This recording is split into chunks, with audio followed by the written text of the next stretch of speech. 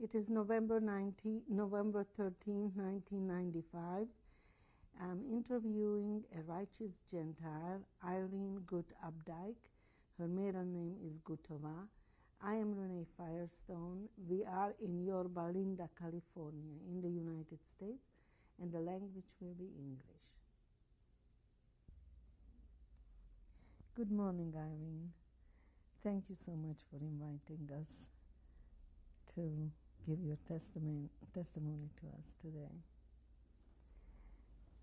To start with, I would like you to tell me your name and spell it for me, and tell me where and when were you born. I was born in Poland.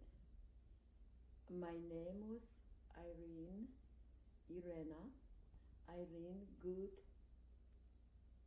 And you know, in Poland you say Mr. Gut, Mrs. Gutova, or Miss Gutovna. I was not married, young girl. And I did have 4 younger sisters. First, please tell me your present name. My present name is Updike. Would you spell it? Opdyke. And your maiden name was? Gutovna. Could you spell it? Gotow. G-U, is it? Gutow. You know, I have a hard time to spell it without looking. And what town were you born in Poland? I was born in little town of Kozienica. What was it near? I was only Kozienica, I think, is by Kielce or Radom or something like that. I don't really know. I know that I was 1 year old when we moved. My Where? parents were very young. My father did go to the war. Where did you move? Well, I was 1 year old. I don't know. We moved so many times. So I don't know. From that, I think we moved to Poznań or someplace. Tell me your father's name. My father's name was Władysław Gut. And he was an architect, and he was building a factory, and also he was a chemist. He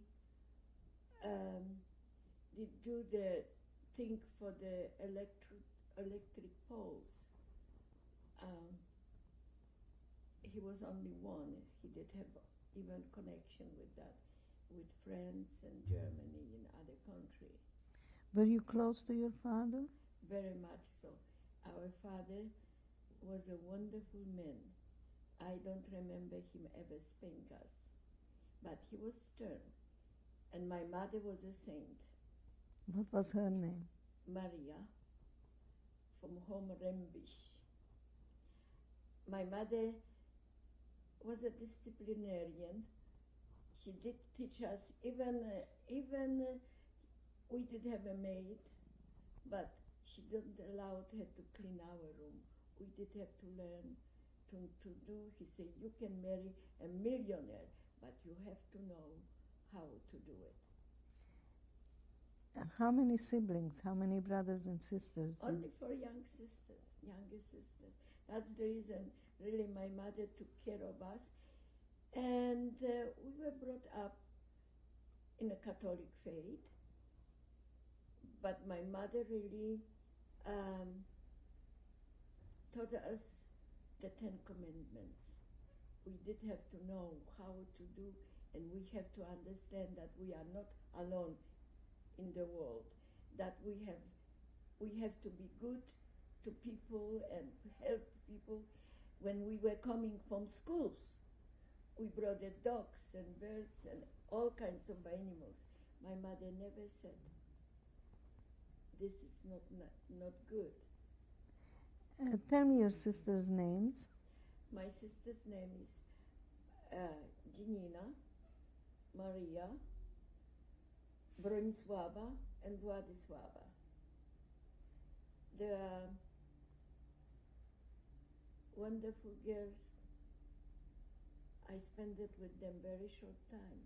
How much younger were they than you?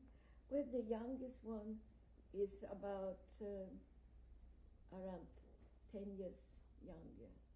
You know, we were really very close together. Do you remember your school years? Yes, I finished, I was in Radom, then in Częstochowa in school because my father was moving, and the last high school that was in Oberschlesien, close to German border, What was the town? Kozłowa Góra. And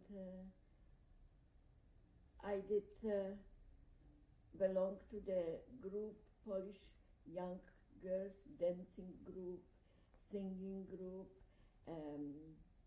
theatrical group, and most of all, I wanted to be a nurse. So I was with the group young women that went to the hospital, Kinderstreifer. Let's go back for a moment. When you were going to elementary school, were you bringing friends home to your house? Yes. Did- Yes, we were bringing, that was in Radom, I remember. And I remember even that there was a wonderful young Jewish family. And the little girl was very sick. And so the parents were very happy to have me to come and speak to her and play with her so she would not feel so lonely. Was she your age? No, I was older. She was younger, yes. In the school, in your class, did you have any Jewish students? I don't really remember because that was not the point in my life. My parents taught me we didn't have many Jewish friends. So my parents taught us that there is no difference and that we are all the same. Did your parents associate with Jewish people? Oh, yes, yes. Even in Radom, when my father worked with Mr. Hellman, my father worked for him, for Mr. Hellman. I know I was at that time maybe in grade school. Yeah. What did Mr. Herman do? He did have factory, ceramic factory, and my father was with him. So you remember your parents? Oh, associated. Associated. Yes, all the time. I can tell you truly, I did not know the word of anti-Semitism. My sisters also. We did not know. I learned that during the war and after the war. Did you know that there is such a thing? As anti-Semitism? No, I did not know word anti-Semitism. I know that we were all friends. There was no difference. So I cannot tell you that, really. Cannot tell you that. What years did you go to high school? I feel I was finishing high school was 1938. 1938, I was finishing high school with the greatest desire to be another Florence Nightingale. I dreamed to go to far country to bring help, and being a Kinderstreifer in a hospital where the nuns were, you know, I was very impressed with the beautiful white head. They were so gorgeous, so good, like angels. I told my father that's what I wanted to be. He said, fine, but first finish good nursing school. And if you want it, will be okay with me. So when did you go to the nursing school? Well, in 1938, my father signed me to the nursing school, but it was 200 kilometers from my home. We live 6 kilometers from German border, and the school was in Radom, in middle of Poland. So, in beginning of 1939, naturally, I signed in, and I was in Radom. I lived in with other girls that were studying, and we were supposed to study in school, but also work in a hospital, practice. Let's go back again. You told me that your parents and your family was Catholic. Yes. Were your parents religious? My mother taught us to be good and to behave, and we did go. I could not say that we were going every Sunday really to church, you know. Then when I was in high school, we did go. I was in the Catholic school, so with the school we did go to church every Sunday. But telling the truth, I myself, if I needed really to talk to God, and I could not concentrate in school because the young girls, you know, pushing, laughing, and away from school there was a beautiful, beautiful forest, and that was my God. I could kneel down or sit by the beautiful tree and speak to God, and I felt that He is there. He's there. I could speak. I could feel Him. Was there anything in the teaching of the church that you didn't like or that you disagreed with? That I didn't like. I could not understand. To me, God was like good father. I could go to Him, tell Him everything, and He's forgiving, He's loving. And sometimes the priest paint God in such a stern way that I felt if I would drop piece of bread on the floor, I go straight to hell. And I could not agree with that. I mean, that's the reason I felt if I needed praying in a forest by the trees, in the beauty of the nature, that I felt very warm, and I felt I could say it, everything, and I will be heard too. So when you went to learn to be a nurse amongst the nuns, did you become more religious? Well, there were nuns in that hospital in Radom, but there were students, not there were students like me, girls, and there were also older nurses, Finnish nurses, that were also not nuns. And first I was just interested to learn. I wanted to be the best. So with the girls, I didn't go to movies, I didn't want anything. I wanted my parents to be proud. I did not, at that moment, I did not think that I wanted to study first. And before we really started, Hitler was there. Were there any non-Jewish women in this nursing school? I don't know. Yeah, to me, it would not made it any difference. You know, I didn't made it any particularly. I don't know if they were or I cannot tell you that. Did you make any close friends with anybody? Not really, because many of the girls going with boys and interested, and my interest was not such. So how old were you then? Well, I was 17, going on 18, you know, and my interest was not really with boys. I was, as a youngster, I did a beginning of tuberculosis. I was developing rather late, and I was not interested. I thought I am ugly. I thought myself, my sister Janina, that was 1 year younger, she was developing little breasts, and I not. So I did not like myself. So I will not tell you that I did not have any boys looking at me or I looking for them. So you lived in this, did you live in this school? Yeah, yes.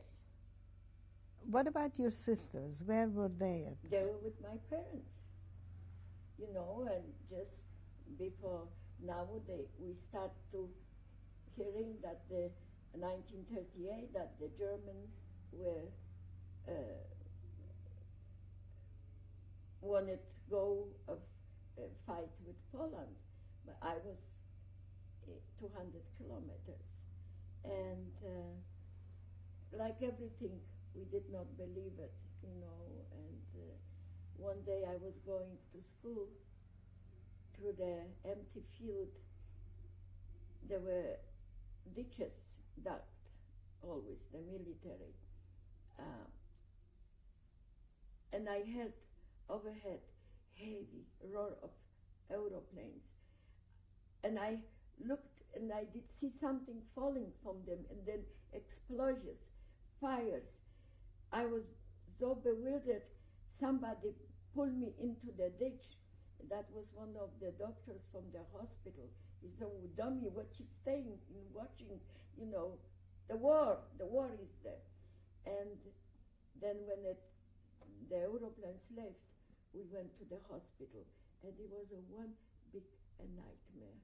There were so many people already brooded that were wounded, and people looking for each other.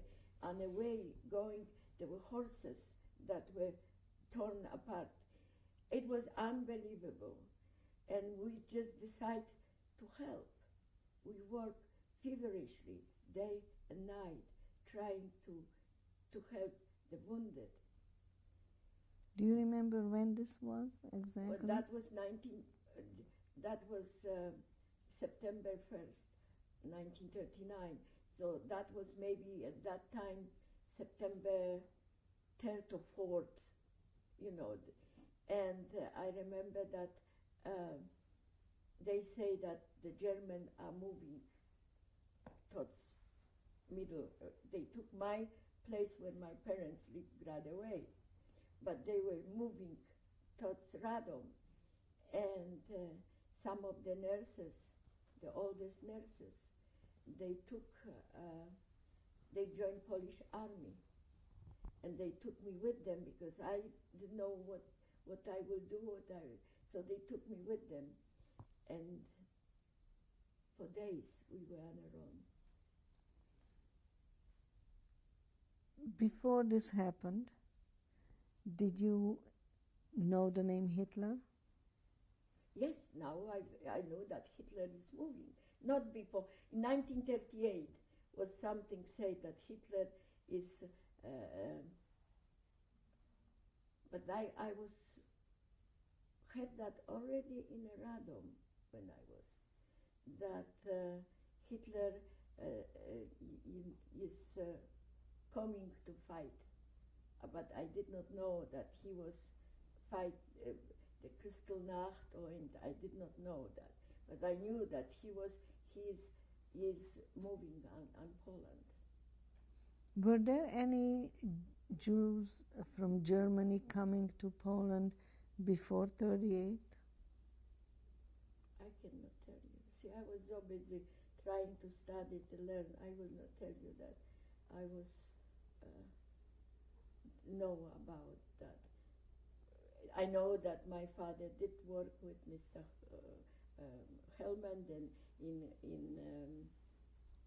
in Kozlova Góra there was another Mr. Gosharovich. He was also Jewish, and we were very good. My parents were very good friends with them. And you know, in Poland, little girls were not taught politics. I was taught to be good mother, wife and mother, that's all. Today the children are learning politics, but I did not. I did not know about politics. So when you were running with the nurses, Yeah, we were retreating. did the nuns go with you? No, the nuns stayed with the hospital, but the students and the nurses that were not nuns, we were going with the Polish army, and every 5 minutes the Germans were coming and bombarding, coming over their heads. People were running, escaping. They said, okay, if we only leave the Wisla Pass, and we will be able to stop some.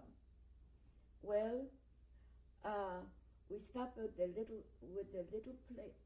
big city. What was the Wisla? Wisla is the river, big Polish river, and we were saved that it will take little time the German to pass it. So we were in some hospital trying to help the wounded because they were in the Red Cross. You know that they even were bombarding. They did see the Red Cross, but that did not make any difference. So we were trying to change the wounds and things, and all of a second, about 3 o'clock in the morning, they say, hey, the German crossing the river. They have what they call tampons or something, blew up, and they were crossing. So where were you then? I was in that hospital there. Where was that? That was some town just past the Wisła. I don't remember. We were so tired, and we came in the evening, and then 4 o'clock in the morning, we were supposed to leave. So how did you get there? On foot? No, we were with the military cars, yeah. And when they say, so we were packing the wounded on 2 cars, and the cars were taking them to the railroad station, packing them there. I remember I was going with the less transport. And when we were coming to the railroad station, there was attack. The Germans were there coming and bombarding, and the train left. And there were about a locomotive and another 3 or 4 cars. Big holes. They threw burning bombs and big holes in the walls of the train, where when they left, we put everybody into the trains, but the tracks were broken. Took it, the men, the Polish men, military, whoever was, they were trying to straighten out and so the train can leave. We did have wounded people in a train. There was no doctor because that left. I remember going from one car to another and asking, is there a doctor? Is there a doctor? Took us long time to get almost to the Russian border, and so that Polish military was retreating and Hitler was pursuing. So where did you wind up? That was close to Lvov, or some near there. And at that time, there was many parts of Polish army. They were trying to pick up strength and fight the Germans. We were just coming. We were the last train that comes in. I remember that we were called to meeting, everybody, and the Polish general said, "Thank you so much. The war is for us over. Hitler and Stalin took my country. Poland is no more. You're free to go." Explain to us what happened then. Well, the Polish general, because all the army were retreating and the Hitler was pursuing, and so they tried to fight. But before we were able to do so, Stalin and Hitler made a pact. They said, okay, we take Poland in half. And so the Polish general said, thank you, with the tears in their eyes. Polish officers were taking the insignia. And what we do, the barn houses were open. So I remember we did have a little truck car. It's part of the Polish army, maybe 40 soldiers, officers, and about 8 nurses. We packed everything, the staples and blankets and everything, and we escaped to the forest. Big Ukrainian forest there. And but so September, end of September, then the next month coming, was already cold in Poland. We were not prepared to really live underneath the trees. So from the blankets, we made a place underneath the trees, and we did have a staples, but we did not have a food, So one day, 4 of the men, another woman and I, we went to the villages, Ukrainian villages, trying to barter. I was the youngest, and they left me on a watch. And they were going between the houses trying to barter. Of a second, the night was so bright, there was snow on the ground, and I heard noise. When I looked at the big Russian truck was coming, and the Russian soldiers were jumping out with the bayonets affixed. I was so scared. So I ran. I ran towards the forest because that was my home. Do you remember where this was? Where was this split, where the Russians and the Germans met? I know that it was in the end of September 1st the war started, and that was towards the end of September. Do you know the location, where the borders were? No, they say it's half of the site was taken by Russian, and half was taken by Germans. I mean, that's what I know. So you wound up at this point on the Russian side. Yeah.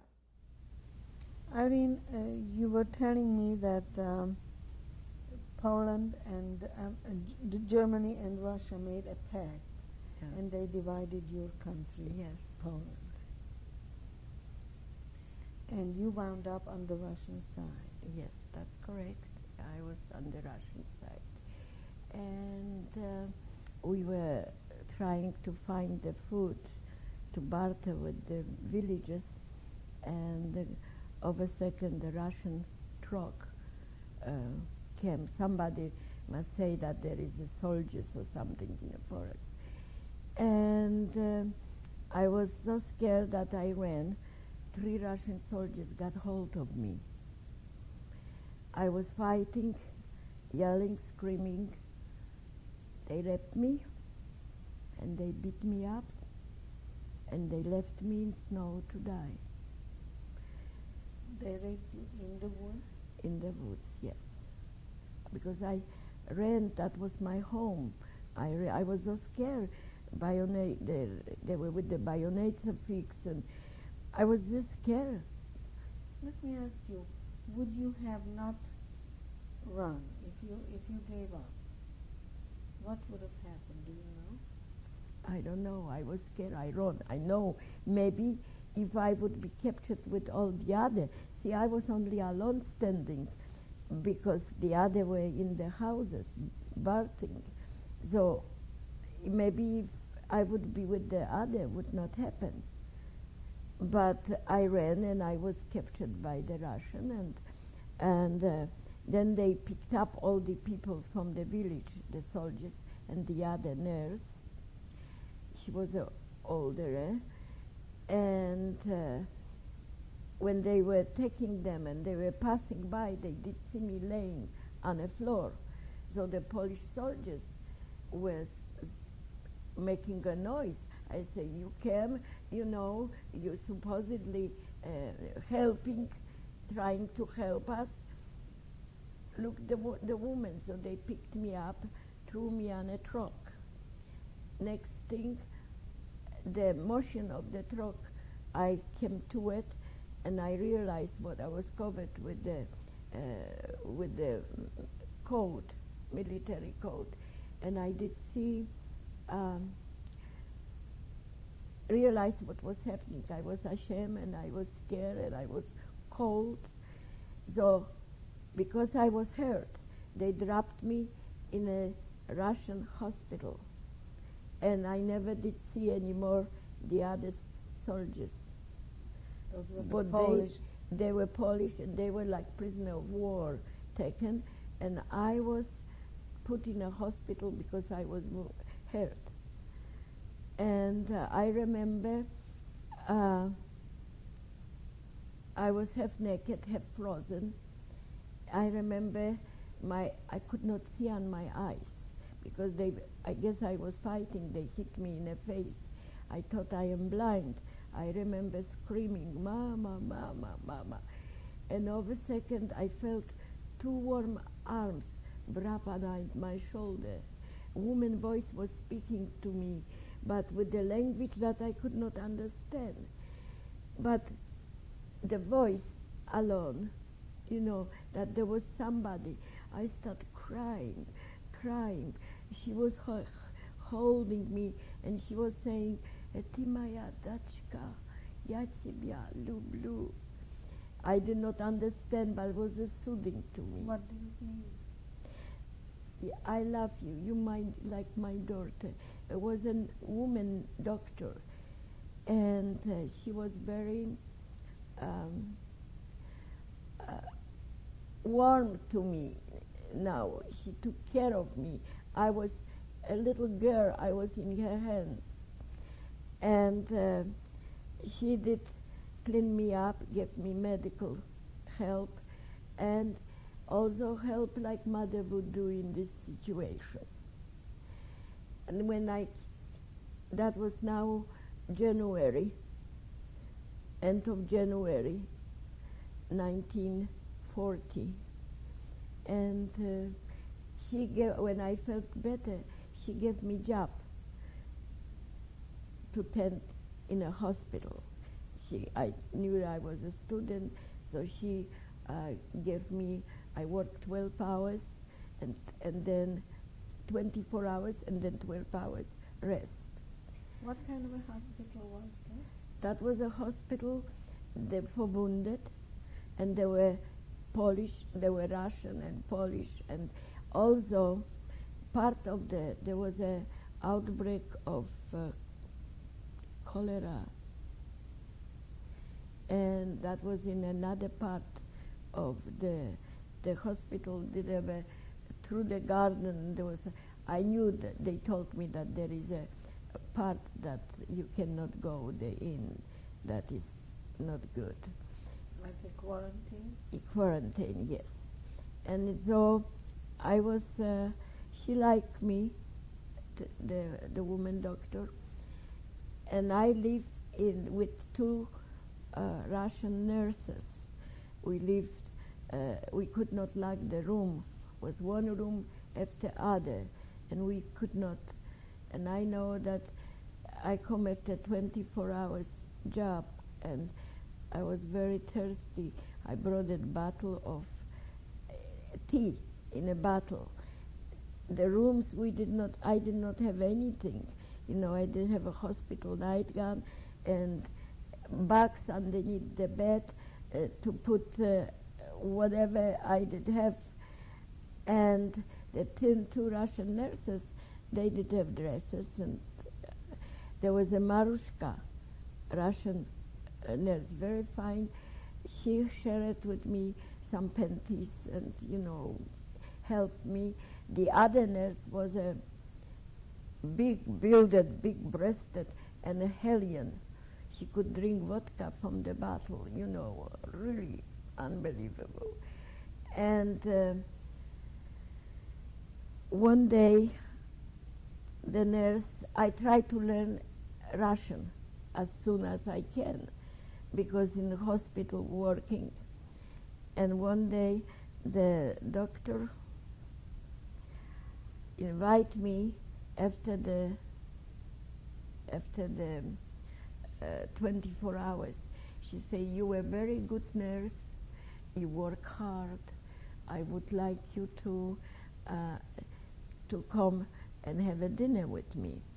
And before you go to dinner with her, what was the names of the two nurses that you were working with? The one was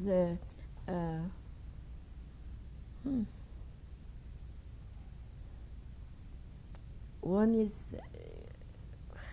Helga, and the other was Miriam, or Marian. You know, I didn't know, and just flew out of my head. They were Russian? They were Russian. Did you know from where? No, they just put me together with them to live. And the doctor that invited you to dinner? Olga Pavlovskaya. Also Russian? Oh yes, was a Russian woman doctor in maybe late 40s, early 50s, and she invited. The dinner was wonderful. I first time could really take a nice hot bath, and she did have a thing for me to wash my hair. So finally, when I came from the bathroom, she said, "Irene, you're beautiful." First time I felt that I am Irene Gutovna again. The mirror told me so. And something had happened that after dinner, she gave me a sweet drink, and I am not used to anything like that, and so I went right away and fell in sleep. But an alcoholic drink? Yes, some sweet drink. I know that I fell in sleep, but when I was sleeping, I did have a nightmare. I felt like somebody is with me, kissing me, and it was a nightmare. In the morning, she woke me up, called me, "Irechka, the breakfast is ready."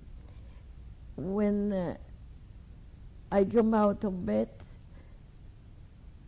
I noticed I did have like scratches on my neck and my breast. We had breakfast.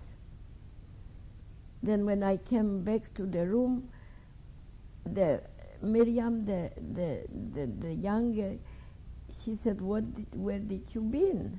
I said, "Well, Dr. Olga invited me." Helga, the other, started laughing, dummy, what else? She gave me new shoes, boots, the doctor, and little coat that was made from men's military coat. It looked, Russian type. I was just so pleased with that. And she told me to, I was just bragging, showing them, and they told me that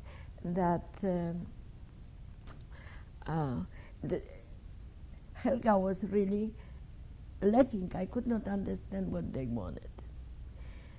And now the time coming again that I was invited to Dr. Olga, and she told me that she wanted me to go with her to Moscow. And she told me that she loved me, told me she was a lesbian. I did not know anything what that means or what it is. Only I knew that I wanted normal life. I wanted to marry and have children, and so she was not mad at me, but she said that I am your friend, and any time you want it, you. It was quite an experience for me too, and Marushka, that young Russian, she told me that she was a victim also of hers, and now she was leaving because the Russian now were fighting with Finland, and she was living with the front. That's the reason she wanted to send me to Moscow, and now her place took Dr. Ksenzov, young Russian who was wounded in a war. Did Olga leave? Well, she was leaving and she wanted me to come for dinner, and she said that she's listening to me and she will be, I should not worry and anything. But she did again. She gave me something to drink, and next thing I woke up, I was in hospital, and Dr. David, that worked in the hospital, he came to, and I asked him what I am doing there. I was not conscious. Dr. Olga brought me to the hospital, and she said that I am reaction from some medication or something. And so Dr. David, I was crying and I was very upset, and Olga left, Marushka left, and Helga, they left. I was alone now. Why were you crying? What did you think was happening to you? Well, I knew that is the same thing. She used me because and I crying because you cannot trust anyone. I trusted that woman so much, She helped me. So Dr. David tried to help me, and Dr. Ksenzov now took over. When was this war with Finland? That was 1940. I think towards the middle of 1940. Yeah, I know that she left, and do you know how that happened? No. Why did? No, how could you know? I have mind problems, and I am not political. I don't know. I know only that now is Ksenzov, and he is next door. I come from a 12-hour job, and there is in his room there are Russian nurses laughing and singing, they drinking. I could not lock my door, but I brought it a little tea in a bottle with me. I fell in sleep because I was tired, but somebody was in my bed. Awful smell of alcohol, and men was fighting, trying to rape me. When I was fighting with him, my hand dropped on the bottle, and without thinking, I knocked him over the head. And he sort of slumped, and I sneaked from underneath. I was so scared, and I ran to the hospital. In a hospital, I was so shaken up that Dr. David, they have a night shift, and I was not coherent. So he gave me, to quiet me down, some injection, and I fell in sleep. When I awakened in the morning, I was so scared, I thought I killed him. I all did say to the doctor, I kill him, I kill him. I was so worried. So he sent a nurse to check my room there. Well, my bed was wet. The tea, was this, but he was not there. So, but from then on, I become paralyzed with fear, because Dr. Kenzov was just looking at me like a spider, I was so scared that I started losing weight, and I was getting sick, and Dr. David, I confided in him, and I say, I will die when I'm just so scared. And so he said that he will try to find a way for me to get out from the hospital. Was Dr. David Polish? Yes, he spoke Polish. And he could come. He was not a prisoner. He lived in that town, so he was coming and going. But he was a very wonderful man. And he did connected with his friend that went to school together, Miriam, and he helped me to get out from he bought the ticket, and I would wear a nurse's cap, and I was able to sneak out from the hospital, and I did get to the train. And at that train, when it was not just, we went to Svetlana, that is already on a Russian border. That's not Ukraine or already Russian.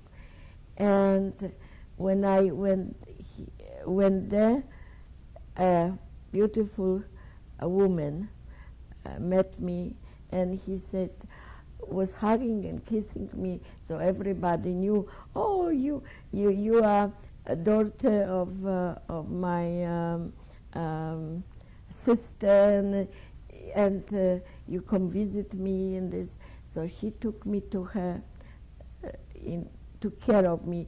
Naturally, everybody was supposed to be right away registered, and there was the village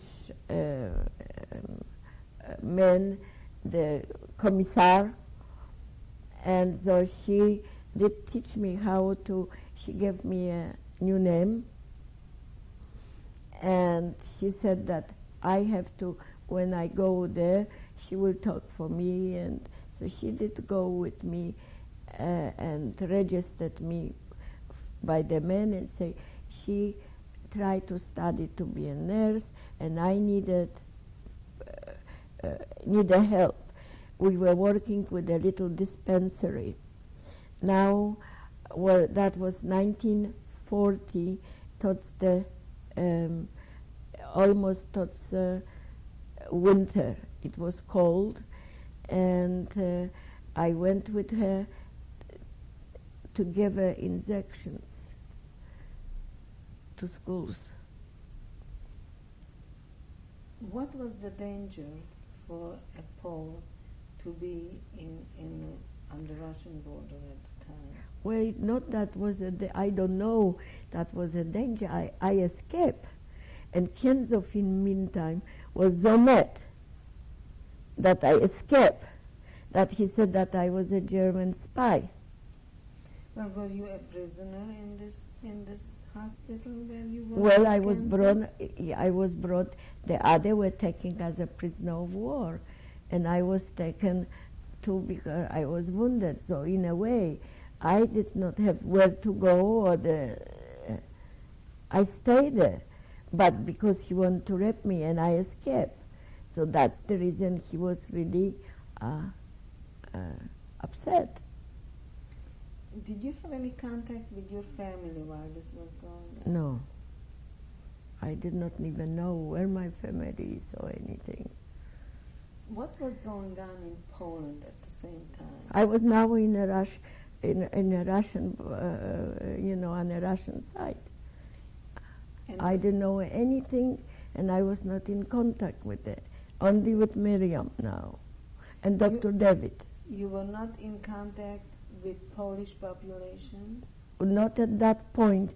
I was in the village, and because that was on a Russian site already, we did have to be very careful, because when they would capture, they would send me back, or they make me spy or whatever. Especially that Dr. The Kenzov, he was Zomet, that he did said that I was spy and that I was German spy. And so that's what he made it. So even Dr. David was so scared that one time he came visit the friend, and he was, because he say, he was bragging that he captured me and I'm in jail and this and that. So now I was working with her there was an outbreak of meningitis and all kinds of sicknesses, and I was through with her, and now the time come that I overheard not I overheard, but Dr. David wrote it to my friend that I am that now Russian they are taking Polish people, and those that wanted go on this side, they go. He tried to exchange them, yes. And so I wanted to go home, but the danger was now that the Dr. Kenzov is looking for me. But I wanted so much go, young people, they're really courageous, and I wanted to see my parents. So finally, Miriam gave up, and she let me go. Where was Miriam living? What village was this, or city? Svetlana. Svetlana. Svetlana. What did you do there, and how long were you there? Well, I was there, I think, I went when in middle of 40. I mean, June or May, and I was there till now is Christmas time coming. So it's almost coming, and there I have found it out that I can go. So it was danger for me, but I took that danger, and I wanted to go to home. I was arrested now on the street. Why? Because I was going to wait in line. There were big lines of people that wanted to go, because they escaped from Germans in here, but the family is there. So I manipulated, because of my name, Irina Good, that there was a small, very small line on one side that the German people from German extraction were, and I spoke some German from high school, so I said to them, so they let me in early. I got my little paper that my transport was leaving 24 hours from now, did not have what to do, so I went to the town and tried to go eat, and covered there of a second. I was in restaurant, and two men from the hospital recognized me, and they called in Cavode, and I was arrested. I was taken. My transport was supposed to leave, but I was taken, and they kept me for about 2 days and asked me questions. The commissar said that Dr. Kenzov is in Moscow, but he said that I am a spy. So they asked me where I have gone, and they believed that something was wrong. We were waiting for Dr. For Kenzov to come back, and on second night there, I know my transport left, but the commissar thought that I am a really spy. So he said, I will let you go. You have a friends. I let you go. Well, I didn't have a friends. But I said, yes, I have a friend. So I was trying to, so he said, where she lives? I said, I don't remember. He said, he was mad. He said, you don't look stupid. I said, well, don't you not have that you know the people you know this, but forgot the name. Well, anyway, he let me go with a Polish militiant, you know.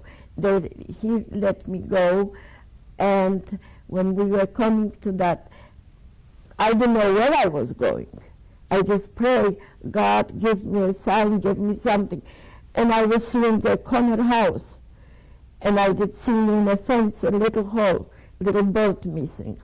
So I told him, this is the house. And he wanted to ring the bell. I said, well, nobody will let me in, please. So I shook his hand, say, thank you, oh, thank you.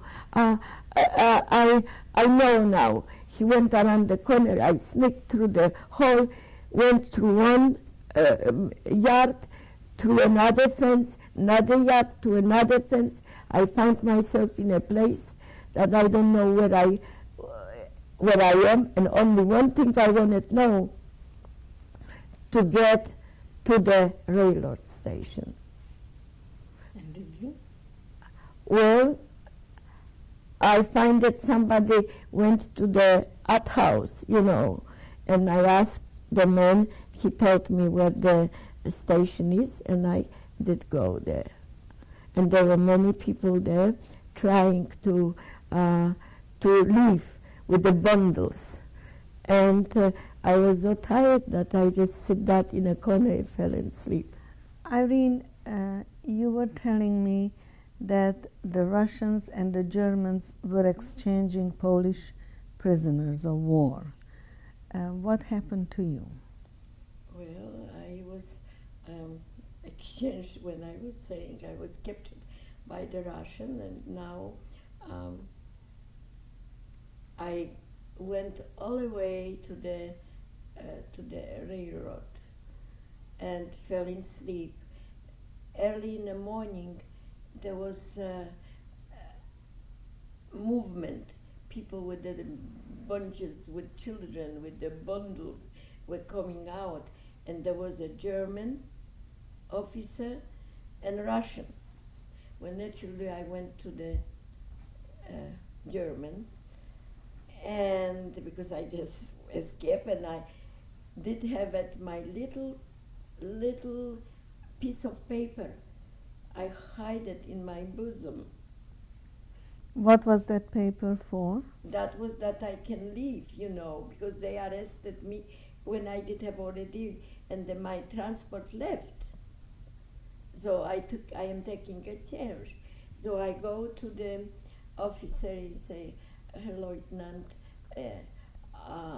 I was supposed to leave last night, but I was not feeling well, did have a fever, and I don't have any luggage. You know, I am alone, could you? And I handed him the paper.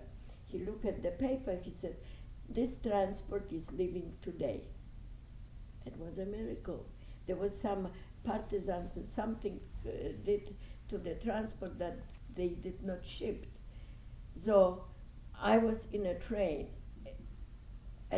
There was about 4 o'clock in the morning. I was on my knees and praying. I am leaving. We thought that I go to Radomgrad away. but when the train left, maybe for 2 hours or so, or 3 hours, they disconnected 3 wagons, and they put us into a special place. This is what you call it, checking out and doing the asking and this interrogating, and also this is that we don't bring any sicknesses. Quarantine. I could not remember the word. So we did.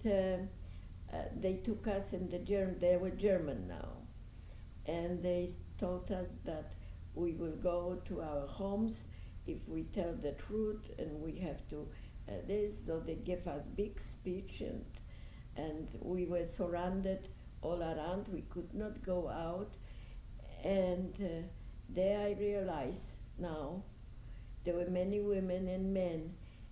There were many women that were crying with little children. I find out that the men were taken away. Jewish men, I find out at that point, talking with the other, that the German, whoever was Jewish, man was circumcised. They took it away. We were living, 3, 4 ups, You were in a camp like? Yeah, quarantine. There is a camp. First thing when we walked in, men were standing, take off the clothes, go to the showers. The Germans are very clean murders.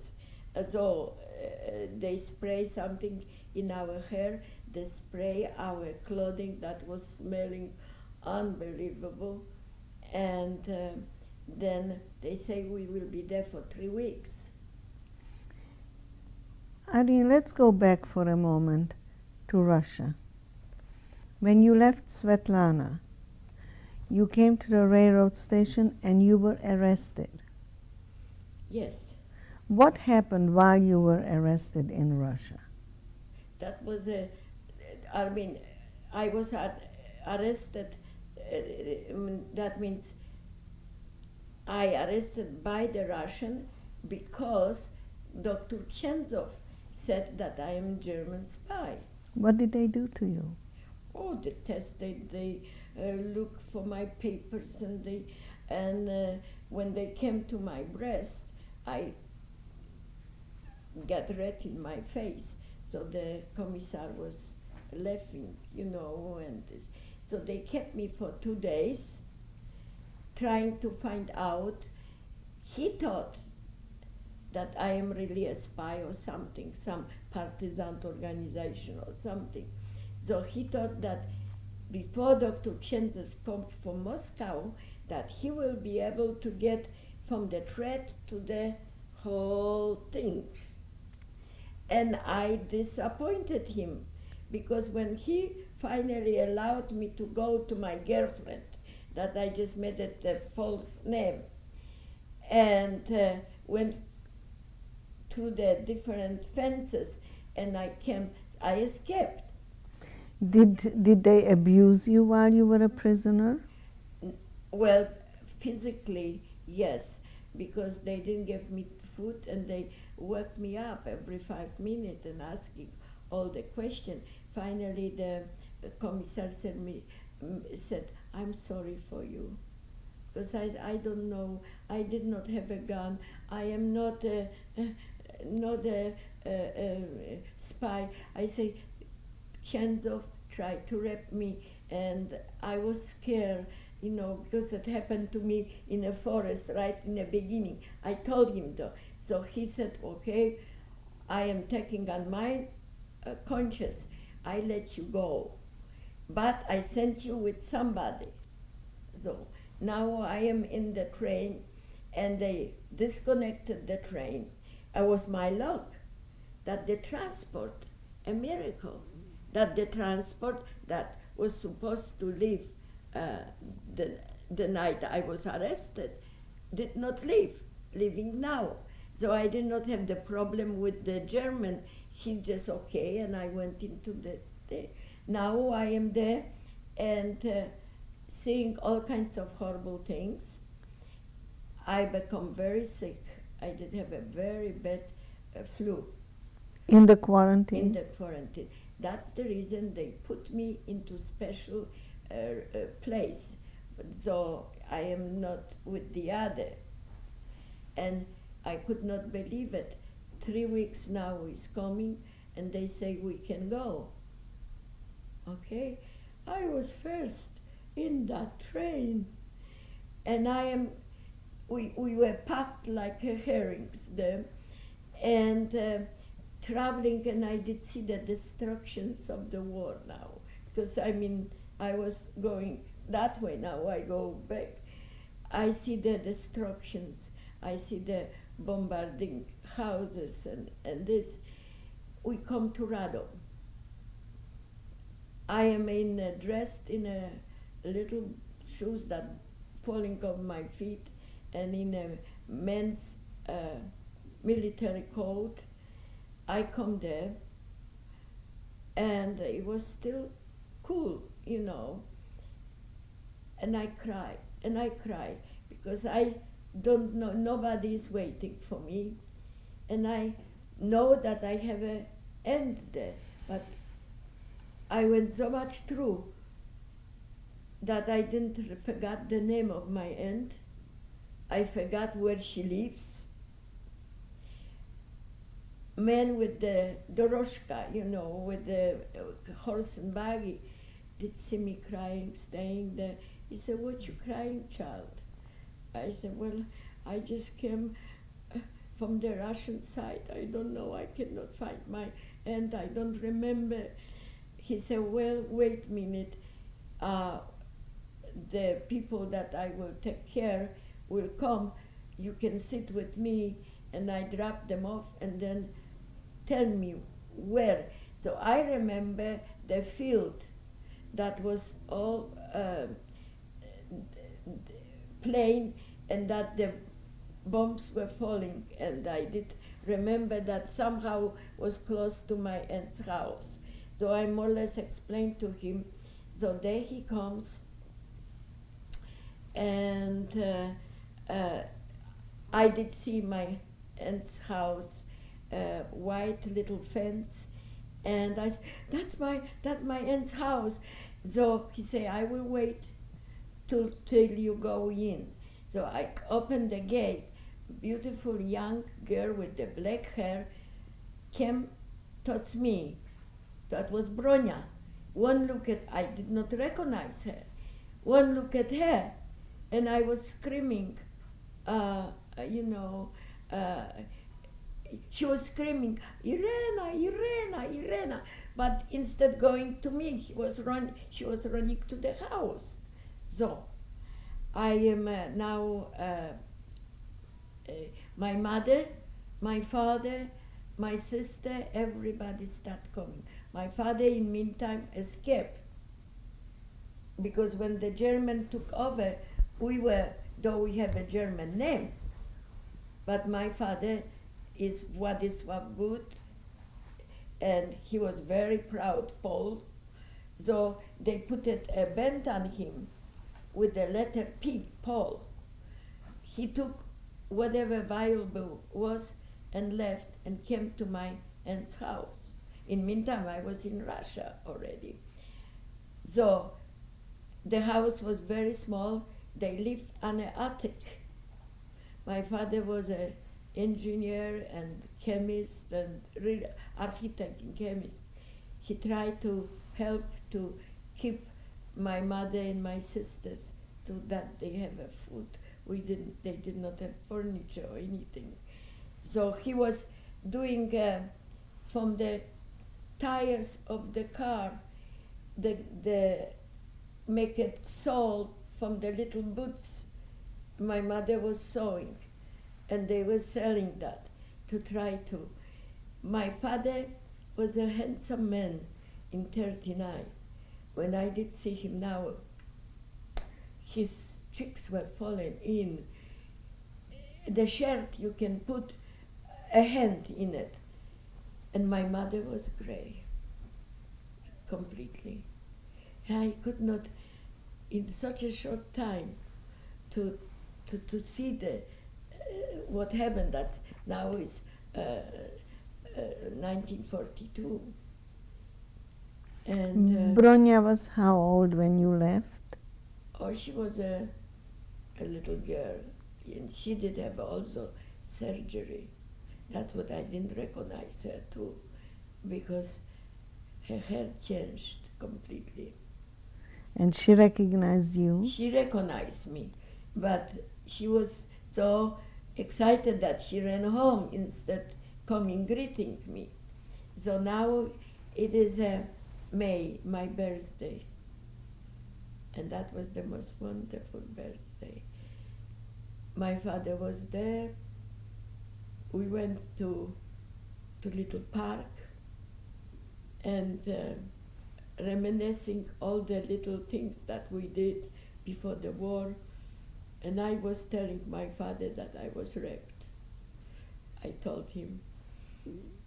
I remember he said, Irene, don't let that not ruin your life. God has, you survive. God has other plans for you. Something important for you. And it was a wonderful, wonderful time. But now the time come, I tried to find work. Everyone, my sister and this, because the winter will come, we could not stay in the attic. You know, we didn't have anything. So my Janina, my second sister, she took a job in the Mama Papa little store. And we tried to, I was looking for job, I come home, my mother was crying and my sister crying. They came and took my father away, the Germans, because he built the factory in Kozlova Gora. He changed the machinery. The German could not work in this, and they needed, so they were looking for him. So they came and took my father away. They find him. They did not take my mother or sisters. Now the September is coming. That's my mother's birthday, and she surprised us. She said that she's going to my father. Where was your father? Kozlova Gora. Our home was taken away because we did have a nice villa, furniture. The German took it away. So they left him to live in a little, and they put the bent on him pole, you know. And so father is alone. And he was spoiled because we were 5 girls. My grandfather and mother, even the dog and cat were females too. He was one male in our family. So my mother said, I am going because we will not survive. We don't have home, it's cold, we will not survive. We pleaded with her. She didn't want to take me or my sister because we were pretty young girls. She said, when I take you, they take you to the pleasure homes, because that's what they did with pretty blonde or nice young girls. So she left us with, and we cry and cry and cry. But we were alone now. Janina did have work. One day I was going to church for early service. When I was coming out, the church was surrounded. There were Wehrmacht and Nazis surrounded. They took all the young men and women. They let the older people and children go.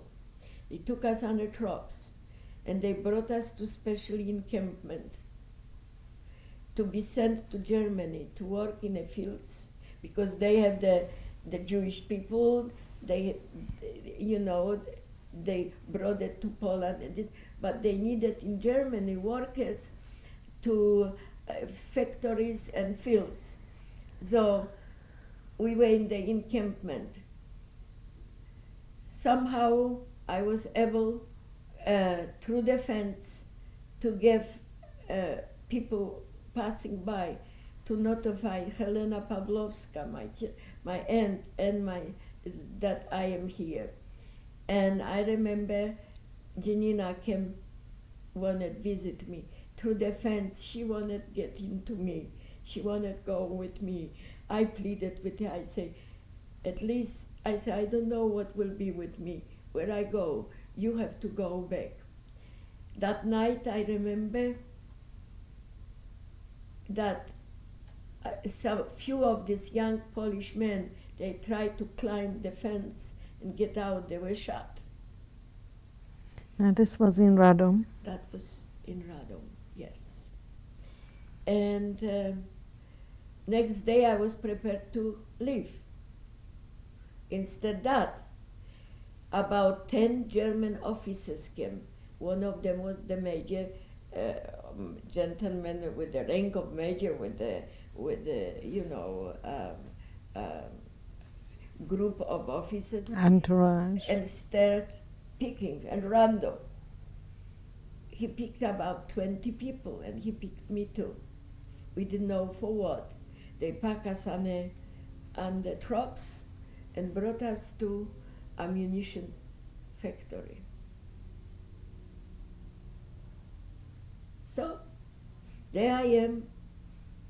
What I know about ammunition, they sent me to pack ammunition into little boxes. And I was weak, sick. I just came, I was anemic, developed anemia. And I noticed there for the first time again, I noticed what is happening in my country, how the SS is persecuting people, and what they're doing to Jewish people, because there were Jewish people working there too, in an ammunition factory. And the men were taken, the women were treated badly. One day, the major came to inspect my station. I fainted. And I fainted right in the front of him. And when I came to it, I sit on a chair and he asked me my name. And I told him, Irena Gutuvna. He said, my daddy is good. So he asked me if I'm a Volksdeutsche. I say, I'm Polish and I'm Catholic. That was my answer. So he said, you honest too. You don't want to grab the opportunity to better yourself. I give you another job. So that's where he first time, he gave me a Passierschein, paper that I can go to my aunt's house and that I have to show myself next day in this place or else. Before, where were you living? There was special encampment. I was with my aunt, and then when they captured me, I was in the special encampment. And now, when you are in the ammunition, I don't leave home. There was a barracks. In this camp that you were in, were there only Poles? The Jewish people were there too. There were many women that were Jewish, but women was harder to find out. I didn't see men, but there were people, because from time to time somebody grabbed somebody and this. But I, for the first time, just realized what is happening. Were they treated the same way, though? No, they were maybe when they find them out, they were next to me. Next day they are not there. I asked what it is. They're Jews, and they were taken away, and there were different barracks, I guess. But anyway, the major now, I promise I was so glad. So I came, my aunt and my sister were very happy, and they sent the next day I went to the work. And it was a big, huge hotel once in Radom. I have that on a picture even. Huge hotel with and then from that the officers, major, he did have his officers and secretaries that lived there. And he gave me in care of Schultz. There was a not Gestapo, he was a Wehrmacht, short little guy with the red cheeks, kind person, really, because he said, you take care of her. So he was so kind that he gave me special better to eat. He did the yellow eggs with wine and sugar to bring my blood, and he told me what to do. I didn't cook, but I did have to serve, tables and this, and I did start watching.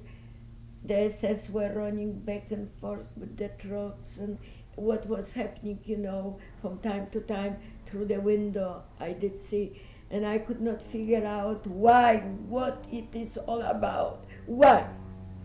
So one day he told me that there will be big party, and on the first floor it's a ballroom, and dining room and ballroom. So he wanted me to prepare the set the tables, clean the silver and whatever. I was doing that. Of a second, I heard such a noise, shooting, yelling, screaming, people running like with pain. I pulled the drapes apart, and all I could see is SS running like wild dogs, shooting, killing people, running, children running. I mean, it's something that even today I can see it. I was standing, trembling and paralyzed almost. Schultz walked in, and I said, Schultz, what it is, what's happening, what it is. He came and put his hand on my mouth. He said, shut. The SS coming right up. You don't want them to think you are Julaber. It's first time I really know what was happening. Now, I was working there, and the German now not friends with the Russians, anymore. They now fighting the Russians. And Schultz said that soon they will move. My sister don't want to stay alone with my aunt, and was her husband was killed in a war, and so I said she wanted to go with me. So she was very beautiful, tall, and voice like an angel, with a French hair, she was gorgeous, taller, whole head. She was young, but she was taller, developed nicely. And so I told Schultz that, because Major said that I am going with him, that he's taking me. So I say that I have a sister, and I pleaded with him that, if it, and Schultz said, we can always need another worker. So that's how I was going with my sister. We were like gypsies, not with Major Gradaway, but in a trucks behind. Where did you take? Where to did they Lvov. take? Lvov. Describe what you saw when you looked out the window. There is unbelievable. I did see blood running. I did see the screaming of children, and the SS just like wild dogs, just shooting. People were just scrambling to get out of the way. That's what I did see it. That was the first time. Now I am in Lvov. Before you get to Lvov, did you find out why were they doing that? Well, Scholz put the hand on his mouth. I should not be a Jew lover. What that means. I didn't have anyone to. I could not ask Scholz. You see, I'm again alone. There is not anybody else. Now I am going to Lvov because they in Lvov, we stop at a smaller place. I understood that they were Major Todt and the soldiers said that they building big thing in Tarnopol, that is farther from Lvov, but they did not have ready the place. So now they are in Lvov. In Lvov, I met accidentally a Helen, Polish girl. We were in, after church, I went to church, we were in park, and Helen, we started speaking and she trusted me. And she told me that her father was killed by the Germans.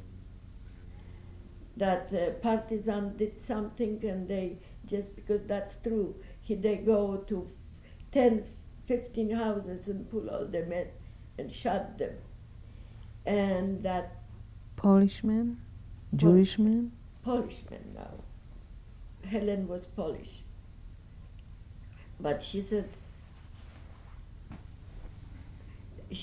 that, her father was pulled with other men and killed because the partisans did something to the German.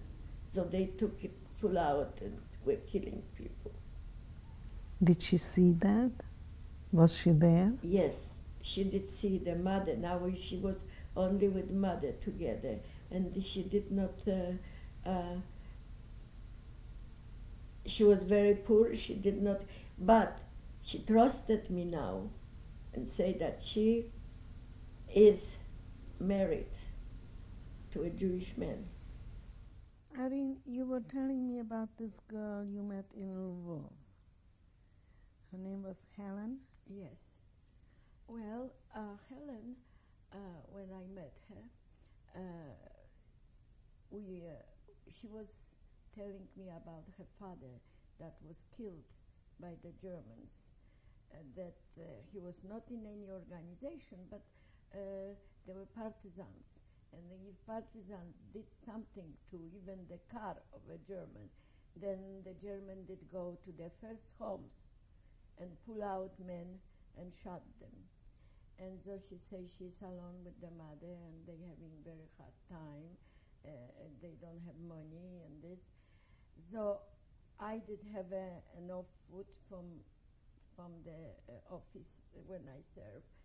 So I shared it with them, and soon Helen told me that she was engaged to a Jewish man, Henry Weinbaum, and that they were supposed to get married, and now the German took him away. She doesn't know where, and she just tried to find if they bring in new Jewish people from the neighborhoods.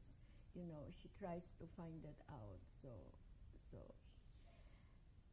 And one day she said to me, Irene, there is a new group coming, and I know somebody said that that Henry is there. So she asked me to go with her. So I and Janina, my sister, and her mother, we took a bus. I told the Scholz that I find it friends and that I would like to spend it with her sometime. And we went to that, not far from Lvov, from the center of the town. We walked maybe 3, 4, 5 blocks. And when we come there were many people there already. There were barbed wire fencing, and barbed wire gate. And all of a second, the SS stepped out and start shooting in the air and "Don't ever noch einmal, you go out," and chasing everybody.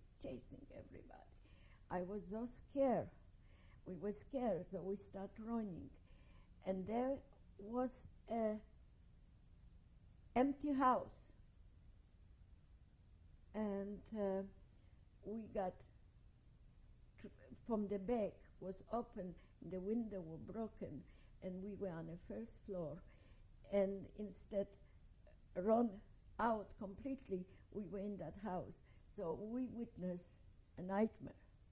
We witnessed that SS were really pushing and beating and kicking a mass of people. And it was unbelievable. And we didn't even see the SS. A man, probably the wife was Jewish and he was not. He was running. It was a beautiful blonde woman with a little tiny girl, maybe 3 years old. And she was holding her by the hand. The child was yelling, screaming. And the man was trying to get to it where the SS shot him, and people were walking, trying to walk around him, but laying. There was another woman that I never forget. She did have she was wounded in her leg, and that little girl was screaming, crying. She was trying to protect her.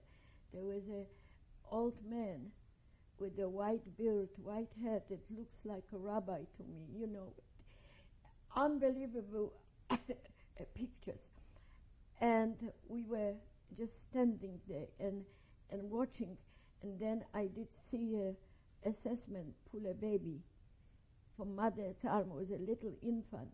The baby was crying, and he just took the baby and threw with the head to the ground. And I did see another man. He pulled the baby in the air and shot like a bird. It was unbelievable. My sister was crying. I was just standing there bewildered. We were scared to go out or anything. Finally, we did see the procession leaving. And as we were coming down, we could hear shooting from far away. We follow. We could not go too far. And they pushed them through the town. Behind the town was a dark, shallow grave. They used machine gun. The lucky ones, they were dead, because the earth was quivering with the breath of those that were buried alive. I never forget, without speaking, without talking, we parted. Helen went one way, and I with my sister, we did have to go to Schultz. When we come back, we look both like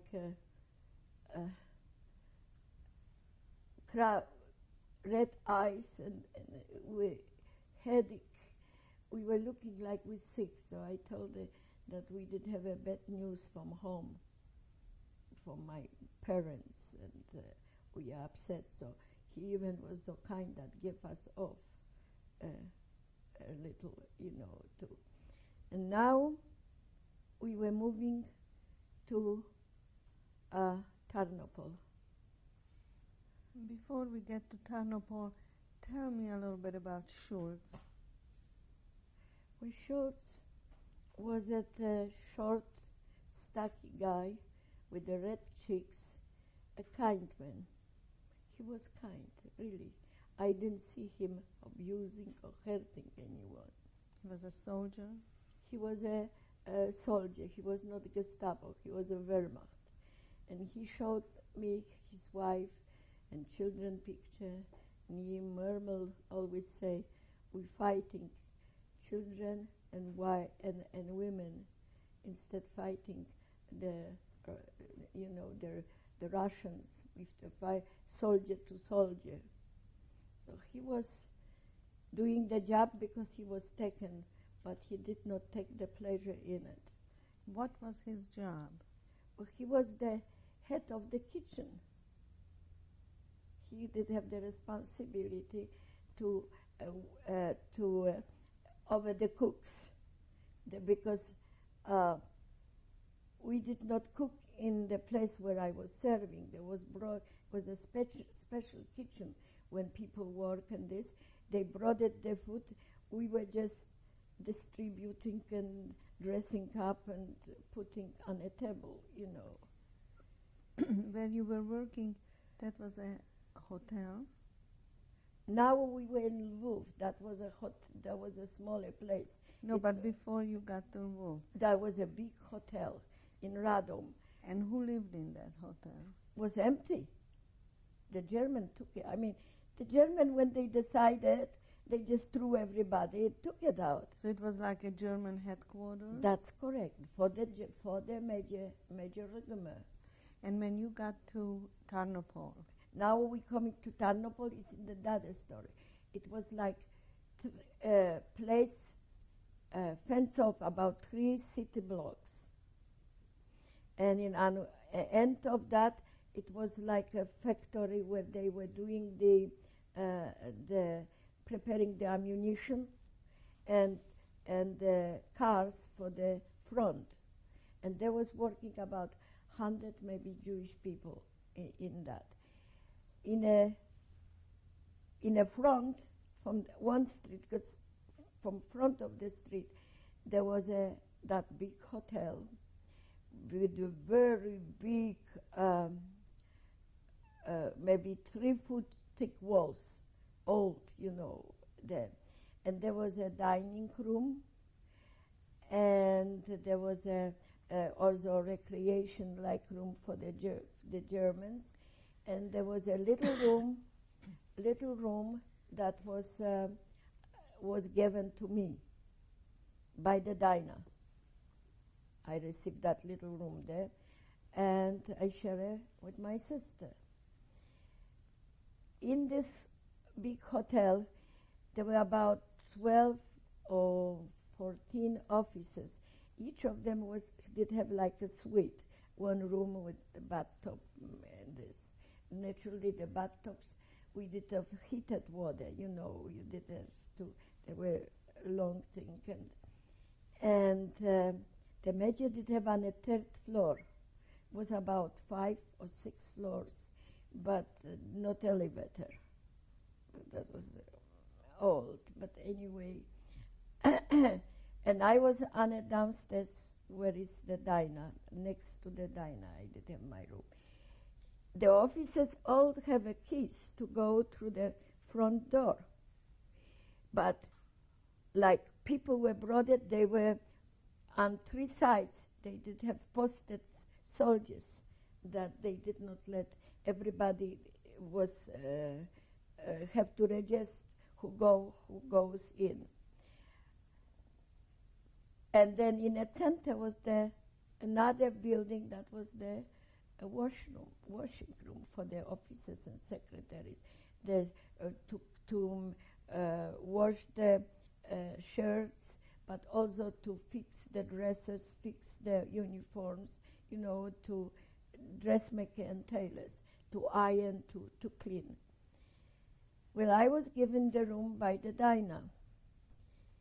And the major then, about maybe a week or so later, he told me, Schultz told me that Major wanted to give me another responsibility to take care of the laundry room for his officers and secretaries. He was pleased with me. And I served dinners, you know, and breakfast and luncheon. So when I went to where they washing the clothes, I met 12 Jewish people. I never knew them before. At first, you know, they were scared of me, you know, who I am and this. But soon as I was carrying the laundry to them, and I told them I am alone, separated from my family, you know, and they start trusting me. They trusted me. They start telling me story of the broken lives. There was Ida and Lone Kaller, the oldest couple. Then there was a Fanka Zilberman, was my age, her face like an angel. She was beautiful. And we too, maybe because we are the two youngest, we just have a spark for each other. And she was a very courageous girl. You know, she'd have 3 sisters and a parents in a ghetto. And there was the Steiner, and there was the Paula and Heshum Moritz. They were really the Schneider Lifshitz. He was a doctor student, really. And, you know, there was 12 people. And when I start going, they start trusting me. We knew that I don't come to do any harm or any blonde, blue-eyed with the name of good, you know. So then the magic at night, special because breakfast, lunch, and were not exciting. But at night, they did have a dinner and a drink, and they entertaining. The girls were sitting in this. I noticed that head of the Gestapo, Sturmbannführer Rokita, was coming for dinner. He was a very handsome, but devil. I mean, mean. And I start listening. I spoke quite good German by now. I start listening to the conversation. I did not plan anything. It just involved, you know, and I wanted help so much. So there Rokita said, Herr Major, on Thursday don't count on the Jews to come to work. The Major she said, look, my people are needed because I am very important for the front. And he said, well, I have my order. I have to thin them out. So that's what he said. They have to. Well, at first I did not realize that. But then I did see, you know, some of the people didn't come, not to the laundry room, but to the where they were preparing the ammunition and that. Well, if I listen, I start carrying the information to the laundry room. Soon, without knowing what we were doing, we created Grapevine Information Center. I become the ears and the eyes for the persecuted people working there. In meantime, my sister, in the hotel, they one time the Schultz say we needed the officers they wanted some of the girls to clean. No, my sister could not do. There was about 12 apartments, you know, she could not do it. So I remember when I mentioned to Schultz, he said, tell the Major, and Major said, Irene, if you want to pick up some Jewish girls to come. I said, Herr Major, who I am, you know, to select this. And, but I told in the laundry room, where soon everybody has, somebody, they made at least, and I gave it to Schultz. And about 6 girls came. And my sister, Janina, was telling them, work as long, you know, slow, but work long so the time passes and we don't need, you don't need to go early to work or so. In food she was bringing from the kitchen, you know, we did have a plenty, bread and butter and cake and fruit and everything they have in a pails, you know, and covered with the towels, you know, they were cleaning. So we were doing, and I was doing the same with my friends in the laundry room. it was going fine. Well, also, Henry Weinbaum now, he was working in the laundry room first, you know. How did you find out that that's the man? Well, not really. When I met Helen came to Tarnopol. She knew that I am in Tarnopol, and she came. And we mentioned the name. And I met Schultz, allowed me to have a friend. He said that I have a friend, Helen, that she will come to my little room there to visit. So we knew it. And it was a very scary but very satisfying, you know. Helen now took a job on the farm. One of the major officers through, I don't know if they were Jewish people or the Christian people or whoever, Polish people, they threw them out, and she took a job on a farm as a manager farm. So we did have horses and buggy, we did have slates, you know, we did have potatoes, and we were now trying to help many people just before action. They wanted leave. So Helen or I, we find it where they were hiding on the way in bushes, so in park, and helping people to escape. What is an action? What was an action? Action is that the Gestapo say this day they will go, and whoever they capture they will kill, or that we send it to another work. Usually they have an excuse. That's the action, you know. And so we were able to warn people before action. And just one moment. Did they have a chance, if they knew that there is going to be an action, did they have a chance to escape? Well, if they knew a day or two ahead, some of them run away or hide. Some of them we were able to help to get to the forest. But people, you see, Fanka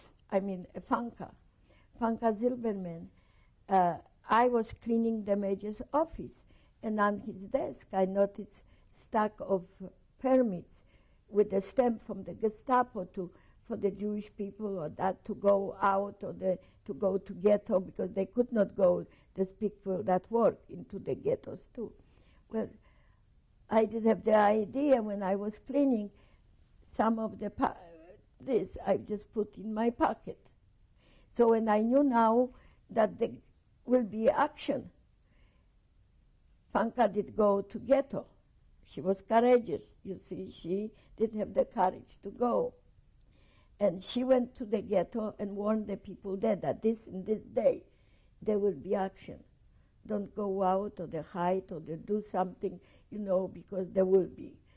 And also, those from laundry room, the other, were telling in the barracks, you know, and we were able to save some lives, you know. Now it was like a network. Grapevine Information Center. I was the ears and the eyes, and I could not do it myself, you know, like to go here and there. There are people that work in the laundry room did the work. Schultz now, the people were complaining it was cold, and the German took all coats and furs and everything from the Jewish people, you know.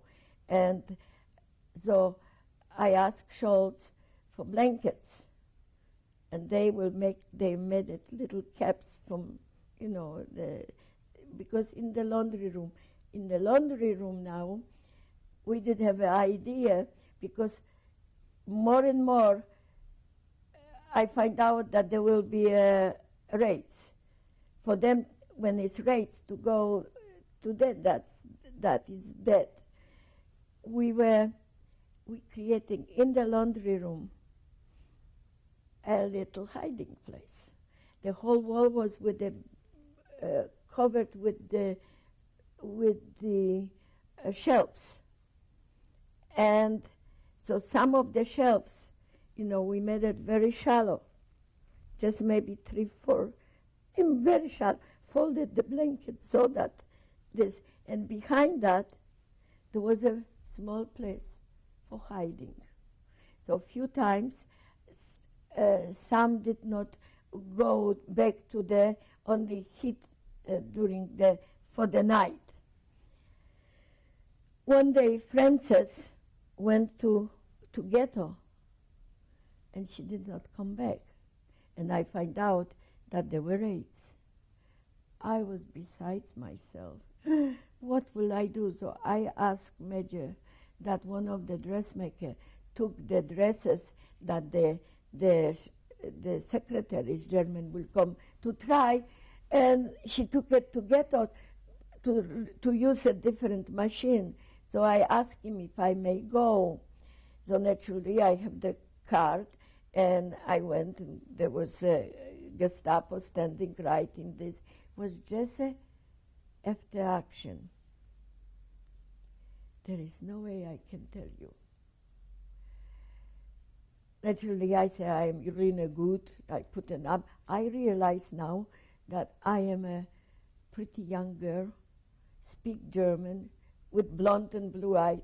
So I start playing the role. And so he let me in. I went there, walking in that ghetto, right after action. Nobody. Just here and there, you can see a curtain move or the something in a window. People scared. I go to that home where her parents live. Well, they told me in the laundry room, Ida and the other, they knew. I opened the door, was a dark, musty. I say, Fanka, Fanka. Nobody answered. I said, Fanka, Irene. Of a second, somebody I was by the stairs, somebody grabbed me by the legs, and that was Fanka. She was just, the eyes big, she was wild. She said, what you doing here? There's a raid. It's raid. My parents were taken. She was unbelievable. She could not say 2 words without yelling, screaming. I said, Fanka, it's after. I am here. I came to take you. She don't want to go. She said, my parents and my sisters, I don't want to go. So I say, you must. Your parents hit you there. You have to survive. Somebody has to tell what happened. Say, go get some dresses, put something in a basket. Finally, I took her back. And again, when I say I have a permit for the dressmaker, and they let me go through. I brought her to the laundry room. Everybody, and she was just like that. When you brought her out from the ghetto and brought her to the laundry room back, so everybody was, there is so many times they told what is happening in the work barracks, how the assessment, after they come from work for hours, and he was really telling that to the major, I overheard too, that he is teaching them to work. They put him for 2-3 hours stand, not doing nothing, and if somebody moved or something, got shot or the beat to death. And the major, I remember sometimes say, Mash, you do that. I need my workers. They have to prepare the work for the front, because now the Russians were fighting the Germans already and it was a unbelievable stress. And also, from time to time, Helen, potatoes, whatever I could steal, and I did it that way. When I was serving dinner to the German officers and secretaries, I pleaded with them that I have a big family. I was like a Volksdeutsche, I have family and they are hungry, and I have nephews and nieces, and please, if you don't use your rationing tickets, would you please give it to me? I was pretty, I spoke, so they gave it to me. With Scholz, I did go to the Warren houses to buy food for the kitchen and so I also told Scholz, I said, I have a family, and so I have the rationing tickets. So I bought it blankets, I bought it warm stocking and shoes, because in forest they were cold, and I was able to get some food, and Helen did have potatoes and other things. We were delivering, dropping off. The bread was growing in a forest. We were dropping off that. Yes. Will you tell me about your sister? Yes, my sister did take care of the sweets for the officers, and she was not allowed really. She could help in a kitchen, like wash the dishes or, help a little, but was not allowed to go serve. That was I told Scholz I don't want her to go into. So one day we did have a Jewish man and woman that were assigned to the kitchen, young couple. They were just married in the work barracks, and they were helping. And one day we prepared big parties. And who is working in? The Sturmbannführer Rokita with the Ukrainian girl. And the medium told that there is a Polish girl that is working there. So she came flying with, so nice to meet you, and this in Polish. Oh, I am here. I wanted to be friends with you, and this. And then she looked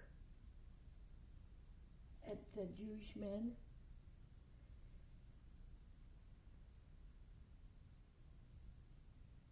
I was trying to now, in a book I have his name.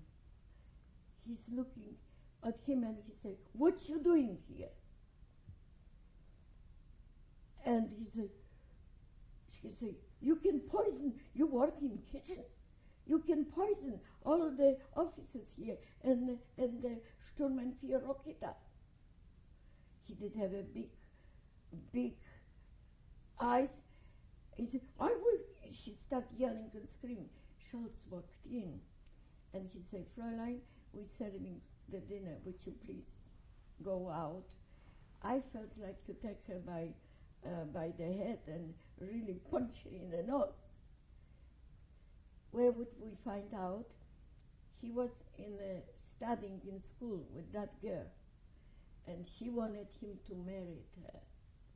She was a pretty woman, and she wanted, and he instead, that was before the war, and he refused it. And so she recognized him. So now she did have Scholz could not keep them, send them back to the camp, and that's the last time I did see that young couple. But there was a party, and they needed help. Now Janina, Scholz asked her to help to serve. She wore just plain black dress, but she had the most beautiful gold hair, and she looked so tall and beautiful. as soon as she walked in, he noticed her right away, Sturmbannführer Rokita. I thought that he would kiss her hand.